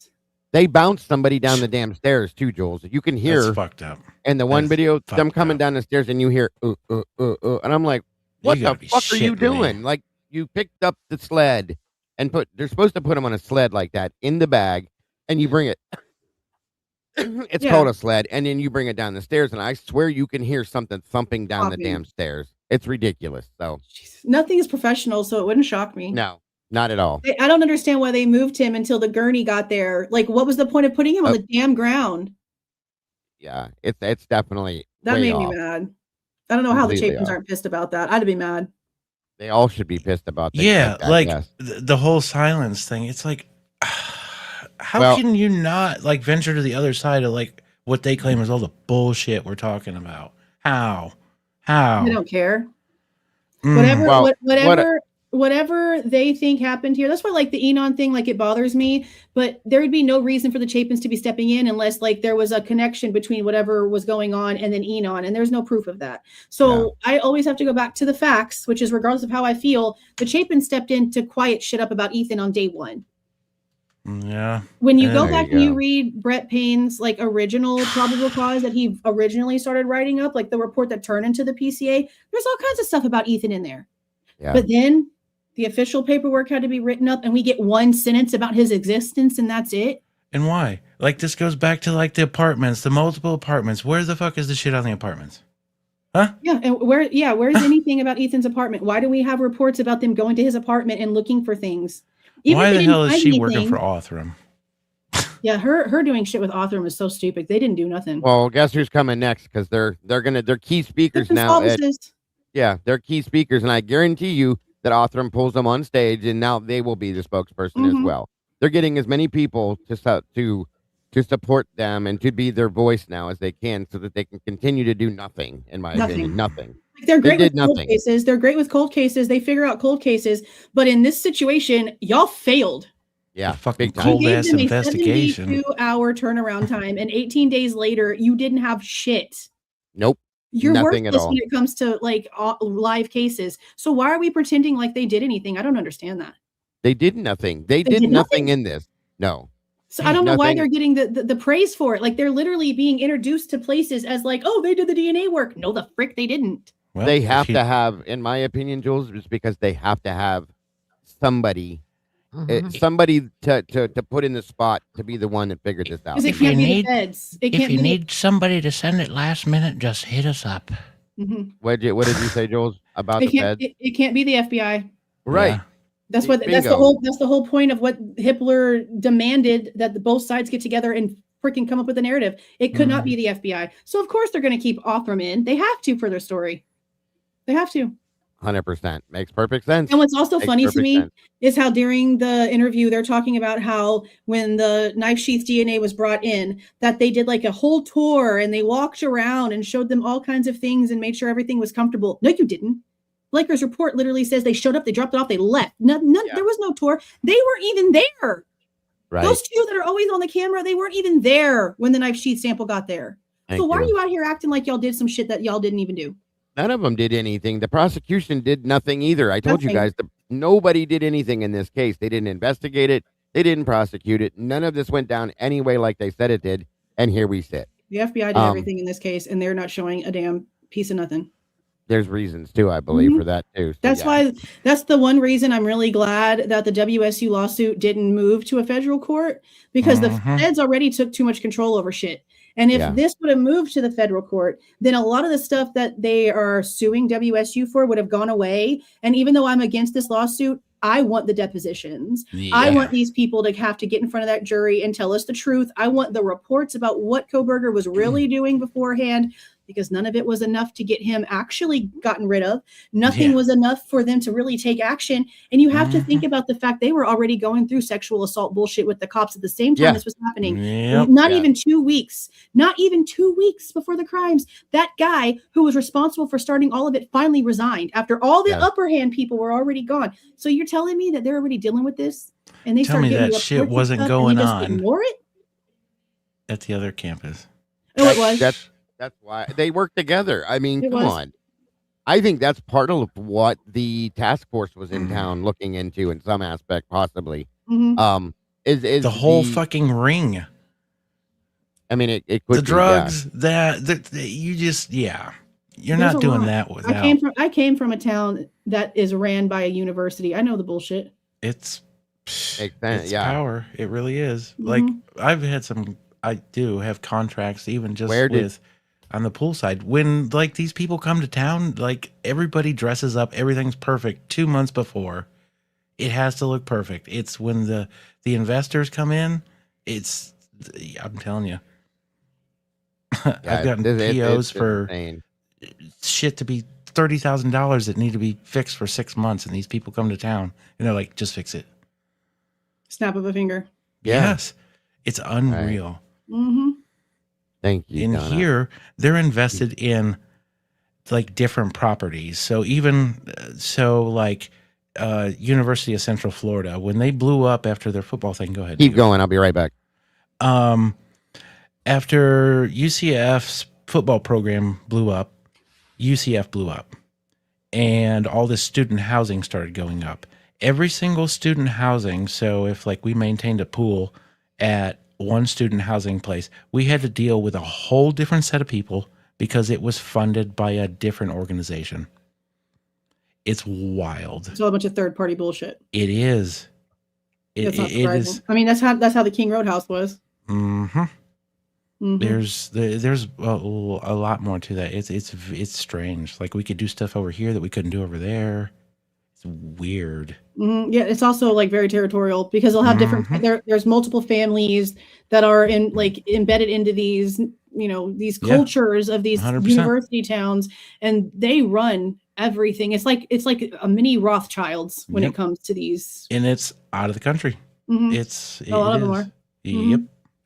I've seen some. I think the Greeks, the whole Greek thing should be done. It shouldn't even be a thing.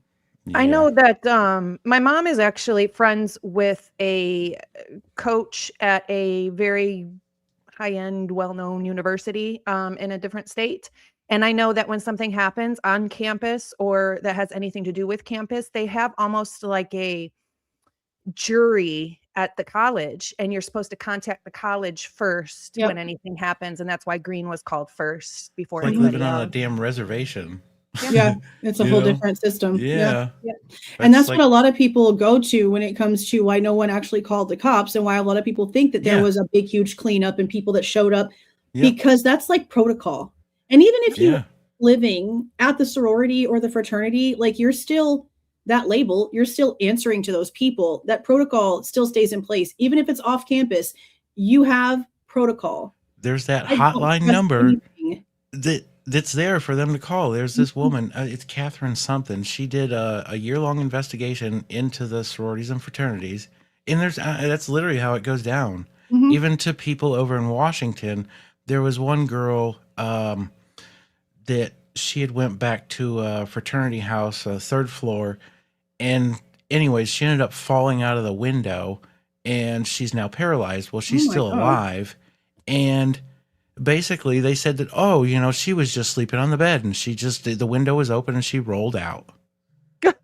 But anyways, so long story short, it's like, there's a lot that didn't come out because that's how it works. They call this number and they organize it. Yeah. It's the organization. They protect you. And that's how they pitch this shit is we're going to build you up. We're going to get you these positions after you're out of here and through college. And here's the part of the system. And they just drill you. Yeah, because they got to keep it quiet. If anything comes out, it ruins the reputation. It ruins the tourism. It ruins their tuition money. All of it. They even said, like in the freaking body cam video, Brett Payne even makes a damn remark about how attendance was just finally getting up at the university. Home dude, this is a fresh ass crime scene. And your little bitty bald ass that doesn't even work for the university is worried about the university attendance. And that's... He says it right there. Their bodies aren't even at the house yet. They're infiltrated into the damn university, and it's all. I can guarantee you, this is all has something to do with the upcoming thing of the Phoenix. Yep. And you know that he works for the university now. I'd love to see what they put on taxes and wrote off for shit around this, including that house. Well, you know that, hundreds and hundreds of thousands of dollars, if not $1 million or $2 million, was donated for their little garden, whatever. And then Green had everybody hired that did it for free. It was all free work. Yeah. And they did it on the Idaho House names. And then ended up saying that it wasn't just going to be for them. It was going to be for like all the other people that passed away in that area too, which is fine. Right.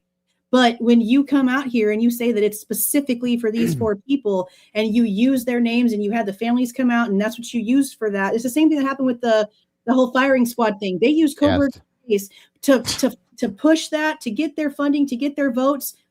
It's a goddamn circle jerk. Like it's all a bunch of dumb shit. It's unreal. Yeah. I hate everything. Good old Dirty Daddy Green. You say it, buddy. So Miss Kim. Miss Kim, you've been somewhat quiet. What do you got with to add into this or more? Oh no, it's raining. Okay. Hold on. Sorry. Gotta close the window. I don't know. When you guys were talking about the house, things that we've been hearing, I have to go back and listen to the recent interviews again. But like I said before, the Delta fraternity, Delta Tau, Delta, whatever, has caught my attention. And I'm wondering, this is crazy thought, but like That's thinking bullshit. about the Sigma guys that are, always at the house when the noise complaints and all that stuff. I'm like, was there like a battle for the house or something? Because there was that one guy that came out that said he used to live in the house and the house would flip from like fraternity to fraternity or whatever. And then somehow sororities got involved. I'm like, was there? I feel like this was that turf shit. I know there's other issues, but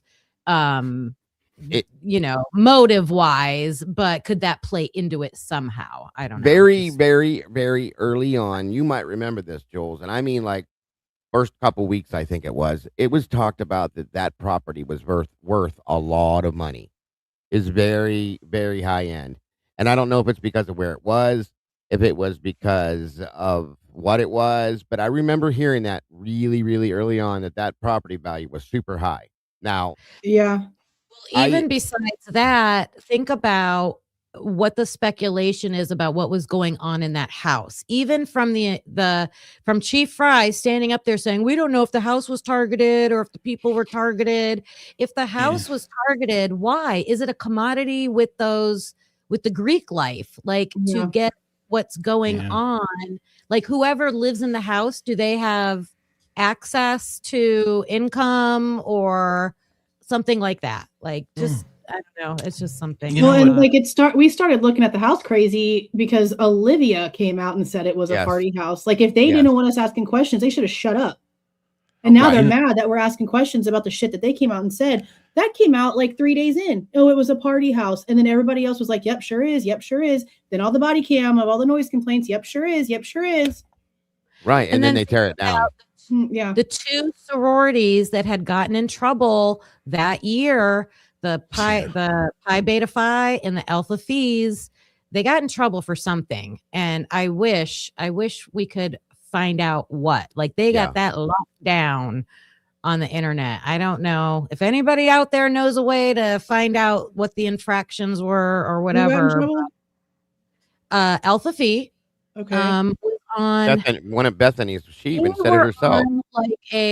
Like a probationary type thing with just like the university, like just you got to do the classes and that kind of stuff. And it was for violating their health and safety protocols, which also includes drugs and alcohol. But then you've got Pi Beta Phi, and they were in worse trouble. Like they got in trouble with their national sorority.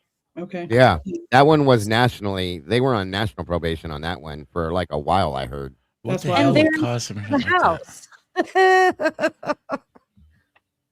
don't know. What did you say, Kim? I said, and they're in charge of the house. Like they're the ones into the house. Yeah. Well, and then I heard someone mentioned in the live I had earlier that the Delta house was like shut down for like 3 months. Yep. Yeah. In December 2022 until like February of 23, and they try to claim that it was like a busted pipe, and I'm just like, okay, well, everything we're hearing now about the Delts coming out in these interviews, I'm really wondering. Bullshit. A busted pipe for 3 fucking months with all these kids. Anyway. Motherfucker, what? Yeah, We're gonna send them to the hotel. No, they're on their own. They got to figure it out. That's bullshit. You can find 2025 information on the National Greek website. And God, I just looked it up, but I don't know if the Delta from Moscow was on there or not. They had been. Yeah. Mm-hmm. That can't be true. Somebody just said Joe Rogan died. No freaking way. These scammers. Hold on. This stupid chat. These things. These motherfuckers. My phone would have been blowing up. They've been doing this shit for 3 years, Joey. True. I'm looking now and I don't see anything. It's some wing wang. I think they're saying that because there's like something going on with him right now about him lying about something when he did an interview with Theo Von a couple of days ago in regards to Charlie Kirk. No, he's not. DC. He's alive. I was gonna. They're mad because he told Theo Von that he was in Utah moose hunting when Charlie Kirk was killed, and that's not true. Right. He was on a podcast. I think he was talking to Charlie Sheen or somebody like that when Charlie Kirk passed away, because they saw it right then and there on the live stream that they were recording and talked about it. So that's like the argument right now with Joe Rogan, but he's very much still alive. Why'd they have to interview Charlie Sheen? Yeah, I think it was Charlie Sheen that he was talking to. It might have been somebody else, but I swear it was people, that's cute. Yeah, Charlie on Charlie. Yeah. Yeah. Interesting. Very interesting. Yeah, there's like an argument because he lied to Theo about it. Makes sense. But he's alive. Makes sense. That's good. That is good. Miss Logan, what somebody threw it in chat and I seen it. I'm like, that can't be right. So I went and looked immediately. But I think somebody did the same thing to me a few weeks ago, because I feel like I looked this up not long ago and I was like, what? Because like Tom Arnold from, is it Tom Arnold? No, Brad Arnold from 3 Doors Down. Whenever he died, I was live, and I was like, no freaking way. And I went to go search it. So now every time somebody says something, I'm like, no, they've been just dropping, bro. They've been dropping since like December. Oh yeah. That's actually it's true. It's been crazy. Yeah, very weird. It's showing it's making me feel my mortality. I'm gonna be 52 this year, and I'm like, Yeah, No, it everyone's makes just you wonder. dropping. It's wild. Are they just Yeah. setting up the AI community? Like, there's no more movie stars coming out, so they're just gonna start AIing I won't all watch their it. old stuff and making money off of it. Mm-mm. But It's I'm See telling how- you, ridiculous. It's I not won't true. watch it. Yeah, Somebody in that's my wild. chat said Billy Ray Cyrus died, and Bianca said that would break my heart. Remember when he used to be relevant? And that's Oh my freaking crazy. God. He's so weird now. My Yeah. It was the God. hairdo. It was the hairdo. It was Yeah. the mullet. Yeah. Yes. Yes. Crazy. So, Ms. Logan, any where are we at, guys, time wise? Holy shit. Yeah, we might Goes need so to start fast. bringing it 2:43. down. It doesn't I feel guess- like I've been sitting here for that long. It doesn't either. It went by quick. I guess let's start getting our final questions out. I'll go with we'll start with Kim. Any last thoughts or questions for Jules, Kim? I just want to thank you for all your coverage and everything you do. You're awesome. Oh, thank you. I appreciate that. Ms. Logan.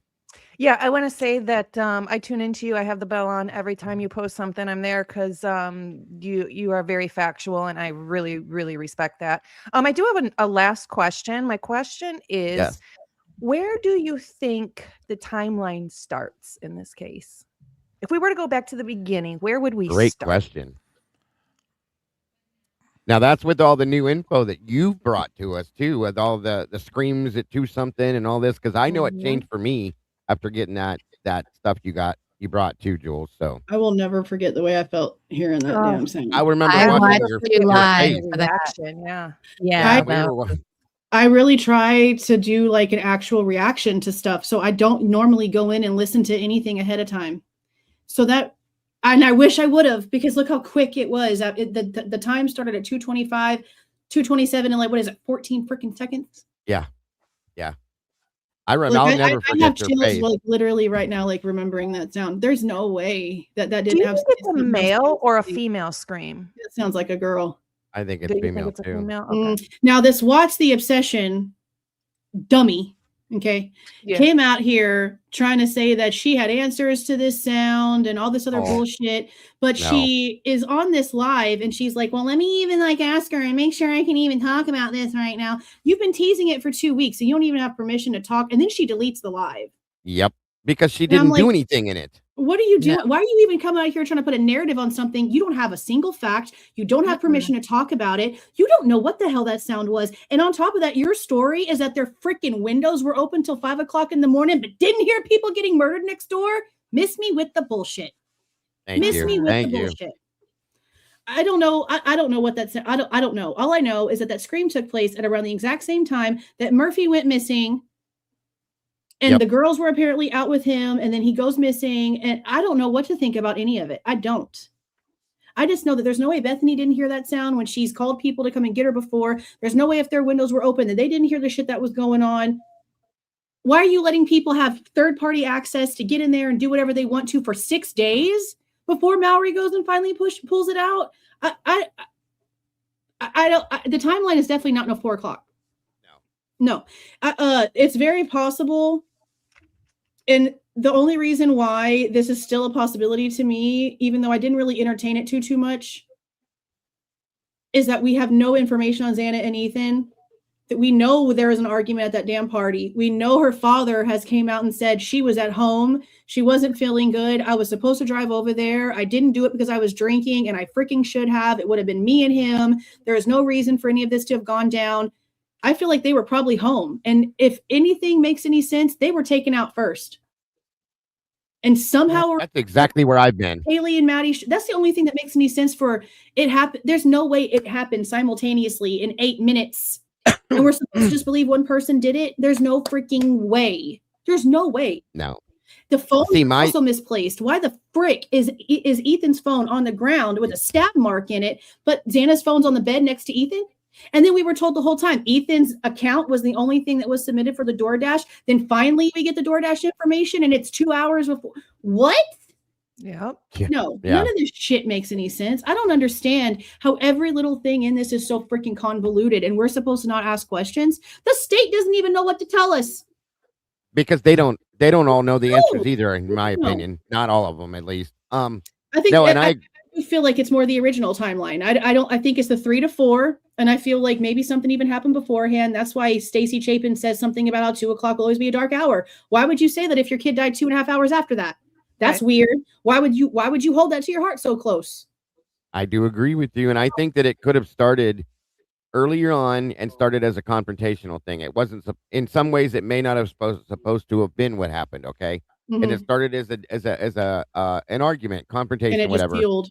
And yeah, exactly. That's a thought I have, and I agree with you. I'll say this: I do agree with you. I've said this recently too, that it's very plausible. As I was thinking about, Ethan was found completely nude, other than his socks, and Xana was in her underwear. So I wondered if they got home earlier on, like they said they did, 12:30 or something. That's why they're not in the timeline. Where's that fucking gap? Right. And that they were maybe in the room with doors shut, having their own personal time, whatever you want to call it, so on and so forth. And that's why nobody knew that what had happened per se ahead of time, possibly. And so on and so forth. So I'm right with you on that one. Absolutely. Yeah, there's just too much. There's just too much. There's just too much. There's too many things that don't make sense. There's too many things that still have no answers. Why are we still here? Why are we still asking all these exact same freaking questions 3.5 years later? Because we haven't been answered. Serving 4 life sentences that says that he did it, but there's no proof. No proof of any of it. Not an ounce of it. Not an ounce. I just don't understand. Nope. I just don't understand. And at this point, I don't even give a shit what the families think, because it's not about them. It's about the truth coming out for the people that really lost their lives. So they can sit there, they can save face, and they can want to make sure that their little reputations aren't tarnished all the frick they want to. It's not about them. Right. Yes. Thank you. I wish more people would realize it's about the people that really lost. People get mad because we have this to say about families that lost their kids. Then they need to act like they lost their kid. They need to be asking the right questions. They need to be reading those damn 20 documents given to them on a damn USB drive that have come out here running your mouth with no education on anything. Why are you even out here talking? How do you close the book like that and try to move on? How can you? Right. I wouldn't. Absolutely. I don't think I could do that on a dog. You have to be literally only out there listening to what News Nation says to be sitting here as stupid as they act. Thank you. It makes no sense. Very good point. Very good point. I just want the truth to come out because they deserve their stories told. And that's what kills all of us, Jules, in multiple channels. We've all said the same thing, I think, that we want absolute justice. We've said this from the beginning. We want to see truth, nothing but truth. We're not out here trying to go, never have been, to go after these families, any of them, so we question the things they say and do. We ask for accountability. Thank you. That's it right there. And we just want justice. They should want what we want them to want. Period. If that makes any sense, you guys. They should care that they should be freaking proud of the fact that we give a shit enough. Yes. Yes. Because how much of our own time are we sitting here reading through documents, driving ourselves crazy trying to figure out facts? This is what they should be doing. How many times do you record videos getting ready while you're in the mix of doing family stuff, Jules? It's constantly on my mind. Ain't that some real shit? It's constantly on my mind. Absolutely. I can't relax without something reminding me of the insanity. And I tried to, I don't know if y'all saw this, but there was one time a couple months ago where I decided all of a sudden, literally at 4 o'clock, 3 o'clock in the morning, I'm like, I'm going to go get a head massage tomorrow. Yeah. Yes. So I get on and I instantly find a place. It's 45 minutes away, just the first one with a good review, and I book it. And somehow they can get me in same day. Last minute decision. I show up in there and the damn good vibe sign on the freaking wall. Not just the good vibe sign, but then the good vibe sign with the plants. And not just the damn good vibe sign with the plants. You know, the fluffy shit on the chair in Xana's room? The stool underneath it was the exact same freaking fur. So the whole time I'm laying there, I'm staring at the damn good vibes sign. And I'm like, this is pointless. I can't relax. Now this is all that I'm thinking about. See? Wow. Definitely said vibe. That was meant to happen for that's a sign telling you you're doing the right thing. Yeah.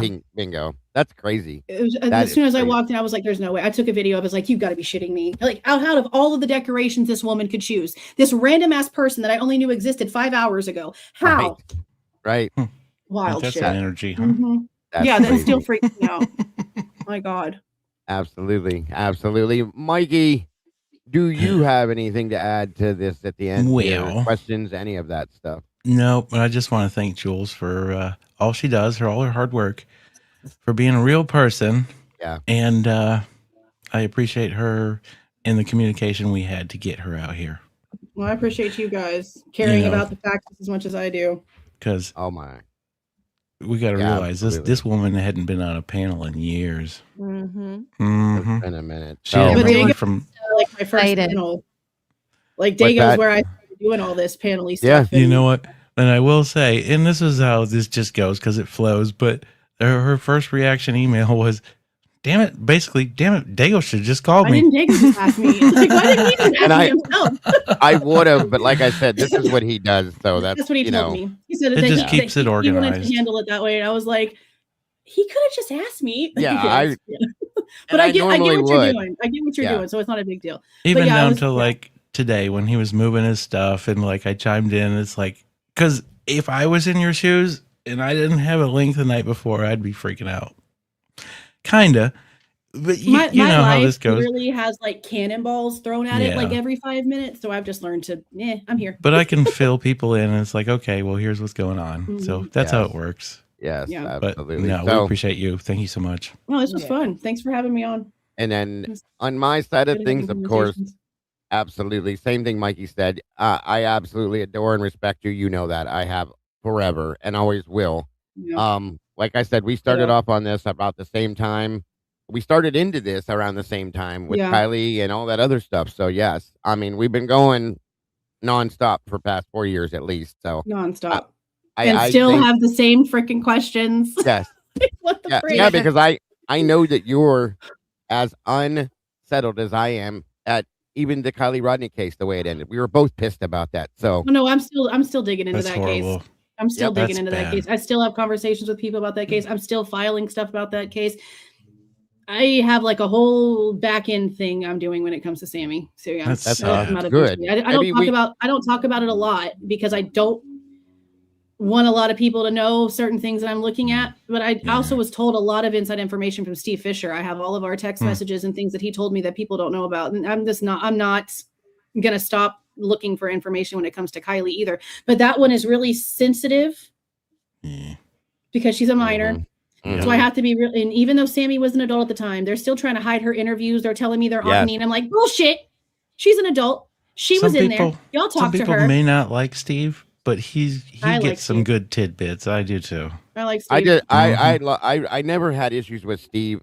I just had issues with the company he started keeping for a while. That was all. Yeah. So but he's been digging a lot into the Celeste Rivas Hernandez situation too. Disgusting. I don't understand how there's no arrest in that case. I don't either. Oh my god, it's so sick. That's gross. That is some crazy shit. So many wasted lives in that one. It's just ugh. And so many people that knew her age, knew what was going on, her family knew, her brother knew. Like, what is wrong with you nasty psychos? Thank you. There's just so many humans out there operating in ways that I could just not fathom. I looked at the mother and I found it hard to believe that she was just so busy as a hairdresser out of the house that's why all the movement was going on there. No. Right. I don't know. They're all full of shit. It is wild, that's for sure. But thank you again for doing this today. And I hope that you enjoyed this enough that you would come back and join us again, because I'm sure there will be, because we didn't even touch the surface on this, truly, honestly, tonight. I mean, can we ever? No. I mean, damn. No. Not at all. That's a fact. That is a fact. And look how much more documents we still have that we're waiting on. And look how slow they are. It's going to be some time. They're dropping things and then yanking it back because they're making these weird ass mistakes in this stuff too. That's another thing that's bothering me. We didn't double get into entities. That it's not even the same entity. Yeah. Right. Yeah. It's exactly. Weird. Yeah. That's a whole nother very thing. strange, but that's a whole other thing. Lies. Yeah. Mm-hmm. Oh my God, we could write. Can you imagine if we all got together and wrote a book on this shit? What we've done.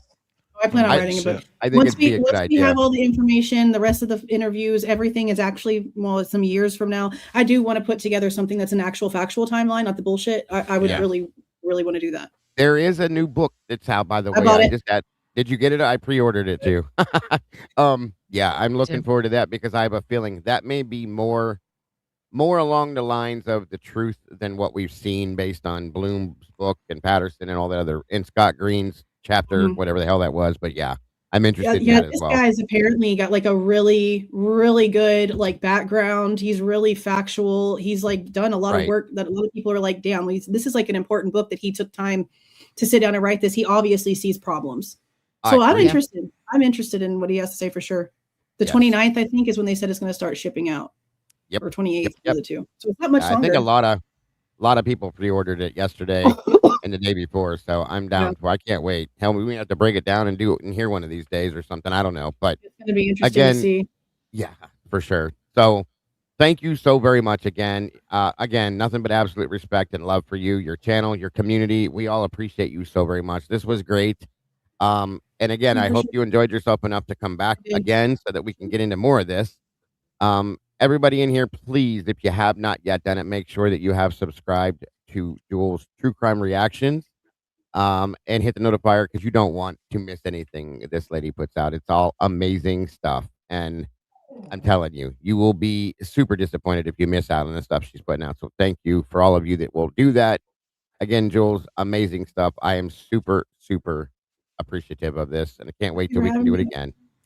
Yes, ma'am. So y'all have a great weekend and happy Easter. Happy Easter. I hope you get all of your ham eaten and all the eggs found and all the things. I hope it's a great day. I cannot wait for this ham. I cannot wait for this ham. That carrot chicken cheese thing that she's got going on. That sounds really good. Man, we're doing ham. Everybody calls them funeral potatoes. I just call them cheesy potatoes. Like the shredded potatoes with all the cheese and everything in it. Like a casserole type. Yeah, something like that. Yeah. We're having that, potato salad, mashed potatoes. There's so many carbs. It's crazy in here, but all the things that go along with all that is what we're having. And of course, thank God, my children are finally kicking all of this in. We just have to cook it. So there you go. Yes. See, that's the good part of whenever your kids get older is they can start contributing to this stuff. Yeah. Hey, you got a job now. You're an adult. Come on. Yeah, 100%. That's what I've said. It's been years. Like it's your turn. So anyway, you better I hope you and the kids, Logan. Yeah. What? You better talk to Bronxy. Tell him to get cooking. Do you hear him? He's talking to me. No. So I hope you and the kids have an amazing Easter, Jules, and keep doing what you're doing. Thank you so much for all you do and for helping us to get through this ridiculous case and everything you've covered over the past 4 years, I'll say, because it's about the same as me, probably 5, I think. But again, all very much appreciated. So have a great night. You too. Have a great weekend, and we will talk to you so soon. All right, bye, guys. Bye. Awesome stuff. Great show, you guys. Man, great show. That's amazing. It was so much to talk about. So much to talk about. I don't even think we got through half or a quarter of it. But thank you, Jules, again. 3 hours and 1 minute. Yeah, it was a long one. I was a little bit longer than I thought, but we just kept going. What I just realized, Dago? Yes, ma'am. I told you I followed you since like way in the beginning.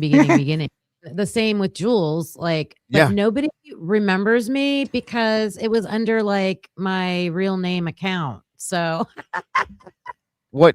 Well, I'm like, that's why I'm not going to ask you what it is. We'll talk about that later. Then that would make sense. I know you had told me that you had been around for years, and I'm thinking like, okay, well, I just haven't paid attention. Right. I probably found all you guys like right after the first of the year after it happened. So probably Idaho, like November, Idaho, and then probably like maybe February, I would say. Okay. Yeah. Well, here we are now, and you got your own awesome channel. And well, my bad. I'm sure I blew you off in chat. Very much appreciated that you're here too. What did you think about that, Miss Kim? It was great. And that's why I enjoyed seeing you two talk together. Like, it was. I just got 4 emails. Let you two old friends like we're going at it. Yeah. Yeah, it was awesome. I miss her. I really do miss her. We used to have great conversations, truly and honestly. That was good.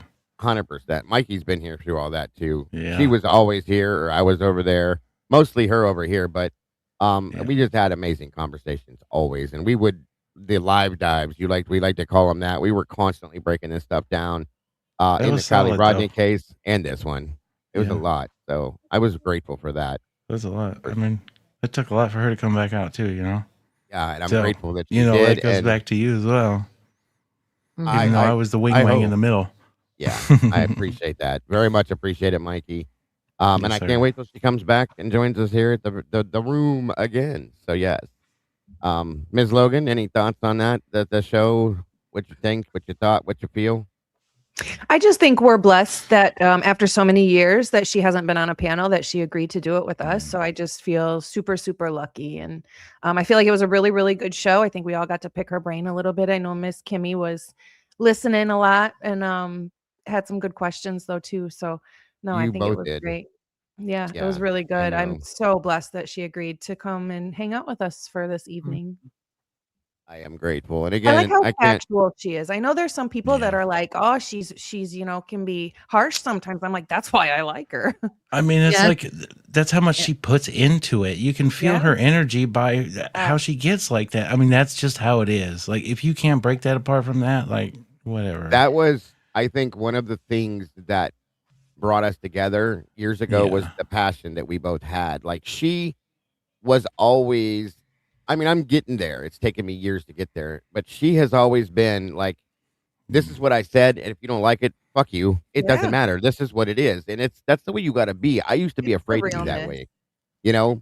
And I'm learning. I'm learning Uh, slowly. Like at this point, I don't give a shit. But you know, she's real. She's factual yeah. and she doesn't hold she holds no bones and it's just no fear and I love that about her. I've always loved and respected her for that. So I'm grateful for her, everything she's done in the community and for all of us, and that she's still here pushing forward with the rest of us too. That Yep. means a lot to me. Yeah, and her community is amazing too because, like she said, as Yeah. soon as she said, "Hey, I got this for you, but I got to break it down," her community was like, Yeah. No, here's $1,000 right now," Yeah. and that's amazing to It's have. And I hope amazing. someday to be as great as she is. Absolutely. Absolutely. I hope that Absolutely. she is able to. I know she is, but I'm praying that she's here for the long haul like the rest of us are. I know she is, I but feel like I'm she just. will be. I think her heart's in it, her mind, she's Oh just yeah. it's her thing, and then she has a background in this too. She Yes, went to she has school two. Yeah. for yeah, yeah, Yeah. Two that's right. degrees. Yep. And You can that's definitely another tell the thing. drive. What's that, Mike? You can definitely tell the drive. Yeah, Oh my Just god, the way she speaks. absolutely. It's just it fits it's Yeah. her. projected. Yeah, there's a lot of people that don't realize that Jules has 2 degrees in criminal Mhm. science. Yeah. Something for I don't know for sure, but I know it's that. And Mhm. she absolutely, she uses this and she uses this, and it works well together for her so very much. Yep. So, and I'm Yep. grateful that we're part of that community with her. Yeah. Between her and you guys, Lana, there's a few others out there. I'm very grateful for all of them. So, absolutely. She definitely is one of the voices for the voiceless. That's a fact. So, thank you again, Logan, for that. Mikey, again, brother, I can't thank you enough for Oh, making you're these welcome. things happen. It's all If it good. weren't for Mikey, we wouldn't have had Kevin Curtis. We wouldn't have had Jules. We wouldn't have had Birdie. We have Miss Lana joining us now, and that is next week. You don't want to miss that one either, you Yes. guys. That April 11th, 6 p.m. I'm looking so forward to that too. That's gonna be a Yeah. That's gonna be interesting. So, and then I think after that one, unless something happens, we're gonna do our I, thing for a little while, and then yeah. we'll be back to bringing our guests. So, sorry, guys. Exciting. Yes, yes. So, any last thoughts as we're taking off for the day, for the evening, and for the weekend? At our final verdict, Miss Logan. Any last thoughts for you? I just want to thank everybody for joining us and hanging out with us, asking great questions. Thanks, mods, especially Bianca and Fizzy on your side and my side, and Carol and Pokey and Mikey and everybody else. So thanks everybody for joining us and being here. I appreciate all of you. Thanks for all the supers and gifted memberships today. We appreciate that very much. Thank you to the panel for having me. Of course, I love this show. It's my favorite show. So I just appreciate everybody. Happy Easter.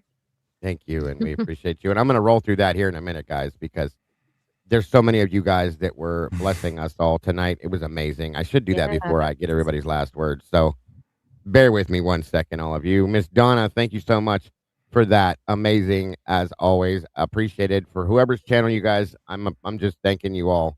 Um, Appreciate it so very much. Miss Bianca gifted 5 memberships earlier. That was amazing as well. Thank you so much for that. Conspiraling, congratulations on I don't even know which channel it's for, but It's happy. over here. Yeah, thank you, Okay. Conspiraling. We love Happy you. Logaversary. There you go. But thank you so much for that. Also, who is it? Nonafin became a member in one of our channels. Thank you for that. Very much appreciated. Again, Conspiraling dropped super sticker. Thank you for that as well. Always so generous of you guys. Miss Michelle, thank you for that. Very much appreciated. Beautiful Miss Bianca, another super super chat. Yeah, sorry. Thank you, Miss Bianca. As always, we appreciate everything you do as a moderator, as a creator, and as a part of one of our families, or all of our families, I should say. Thank you for that. Miss Michelle dropped, looks like another one. Thank you for that, Michelle. As always, 4 hens. Thank you so very much. Excellent panel and combo. Thanks for having Jules, and I thank Jules for having us. Thank you so very much, 4 hens. Why bother? Thank you for that super sticker again. Very much appreciated. Tara D, gifted 5 to Jules' community. That's amazing. Very awesome, Miss Tara. Nicola Moody, thank you. Very much appreciated for the super sticker. Blue-eyed butterfly. Thanksgiving even every goes best friendly best. Yeah, yes, very good point, and thank you for that, dear. Very much appreciated. Again, Miss Bianca, thank you incredibly for Jules joining us. Truly appreciated. Yes, and appreciate your super chat. Another Michelle F. Again, do you think the 4 knew something? Yes, I remember that one, and thank you for your super chat. Miss Luther, always so generous. Appreciate your super sticker, and appreciate you very much. Another one of my awesome blue crew. Love you guys so very much. Griffin Girl, I think. Yes. Thank you for the super sticker. Thank you. Is that like a Gryffindor from Harry Potter? I love it. I think That's so. cool. Griffin girl. That's pretty cool. Yeah. Voice Unshaken, that was for Jules. Thank you so much for that and for being here tonight. We appreciate you very much. Blue Eye Butterfly again. Thank you for that. We are just missing the Custody Queens and Ron. Yes. That would have been amazing to have us all together like that. Holy hell. That would have Kristen been. was in my chat for a little while. Yeah, we might need to look into You that. little That'd be bugger. interesting. Yeah, that was Kimmy's always pulling out the stops. Yeah. That- Yes. Oh, Carol B. Thank you. Beautiful kitty, by the way. Thank you, Carol, for your generosity. We appreciate that. Wild Bill, thank you for that. Love your name, and we appreciate you. Crud Dog, very much Cruddy. appreciated. Yeah, Cruddy, I love it. You are so very much appreciated, as is Hollyberry UK. Thank you for that. As a whale, very much appreciated. Very generous. Kay Schmidt, thank you for gifting those memberships at the True Crime Reactions family over there. Very much appreciated again. Miss Jen Steven, spreading the love. Another super chat. Very much appreciated. Let's see. Sky Blue Eyes. We dropped that one. She said she's going to check for you. So hopefully that helps out and works out. Another Jen 7, dropping another one. I think she was spreading the love earlier with all of us. So there's another one from Jen. Thank you, Jen. So generous. We appreciate and love you very much. Another Miss Michelle dropping that membership again. Appreciated, Michelle. And I think that's all of them, guys. And you guys are all of you guys are amazing and very much appreciated for supporting the show. Guys, I think we're into like episode 6 or 7 here, maybe more, but I love this show. I have a blast every time we do this. I love this grouping of us together. I think it's amazing. I've had nothing but absolute positive feedback on this. Absolutely. Not one negative word has been said to me. Okay. And that I am grateful and appreciate. Okay. And that comes from you guys. We would not be here right now if it weren't for you guys. You too, Bronx. There's the No boy. worries. See, No worries. He was You too, telling you, Bronx. Joey. He said, Yes. "Yep, that's Bronx what's up."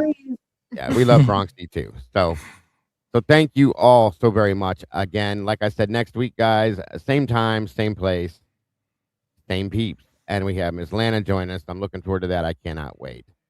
So that being said, any last words to anybody at all No, before we get out of sir. here? Thank That's it? y'all. Thank All you, right. everybody. Well, all I can say at that point, The folks, verdict is in.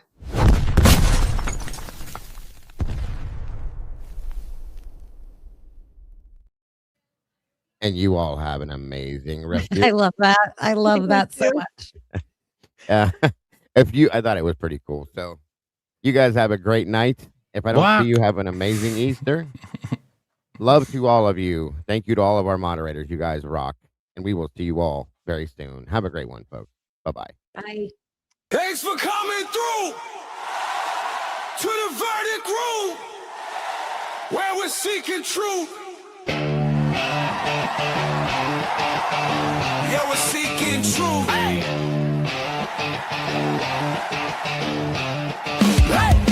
Last 24, they rewind it. True crime heads go find it. Breaking every angle, every track. Bronx telling tales, keeps us on track. Typically unique, never act. Being real, being sharp, being exact. Exposing every secret in the dark. Every little timeline, every mark. Welcome to the verdict room, where we're seeking the truth. Looking for answers, bringing the facts to you. They break it all down. That day goes cafe seats, working together, throwing revelations at your feet. Oh. Crime scene chart, they erase that. Put the story back, then replace facts. Looking for the motive in the cracks. Red yarn on the board, then it snaps. Voices in my ear through the week till they hit play. Then we speak. Files on the table, case on the line. They don't just tell it, they define. Welcome to the verdict room, where we're seeking the truth. Looking for answers, bringing the facts to you. They break it all down. That day goes cafe seats, working together, throwing revelations at your feet. From the Bronx to the world, let it ring. Every missing little detail that they bring. Dropping that gavel when they're done with the beat. Thanks for tapping in. See you next week. Welcome to the verdict room, where we're seeking the truth. Looking for answers, bringing the facts to you. They break it all down. That day goes cafe seats, working together.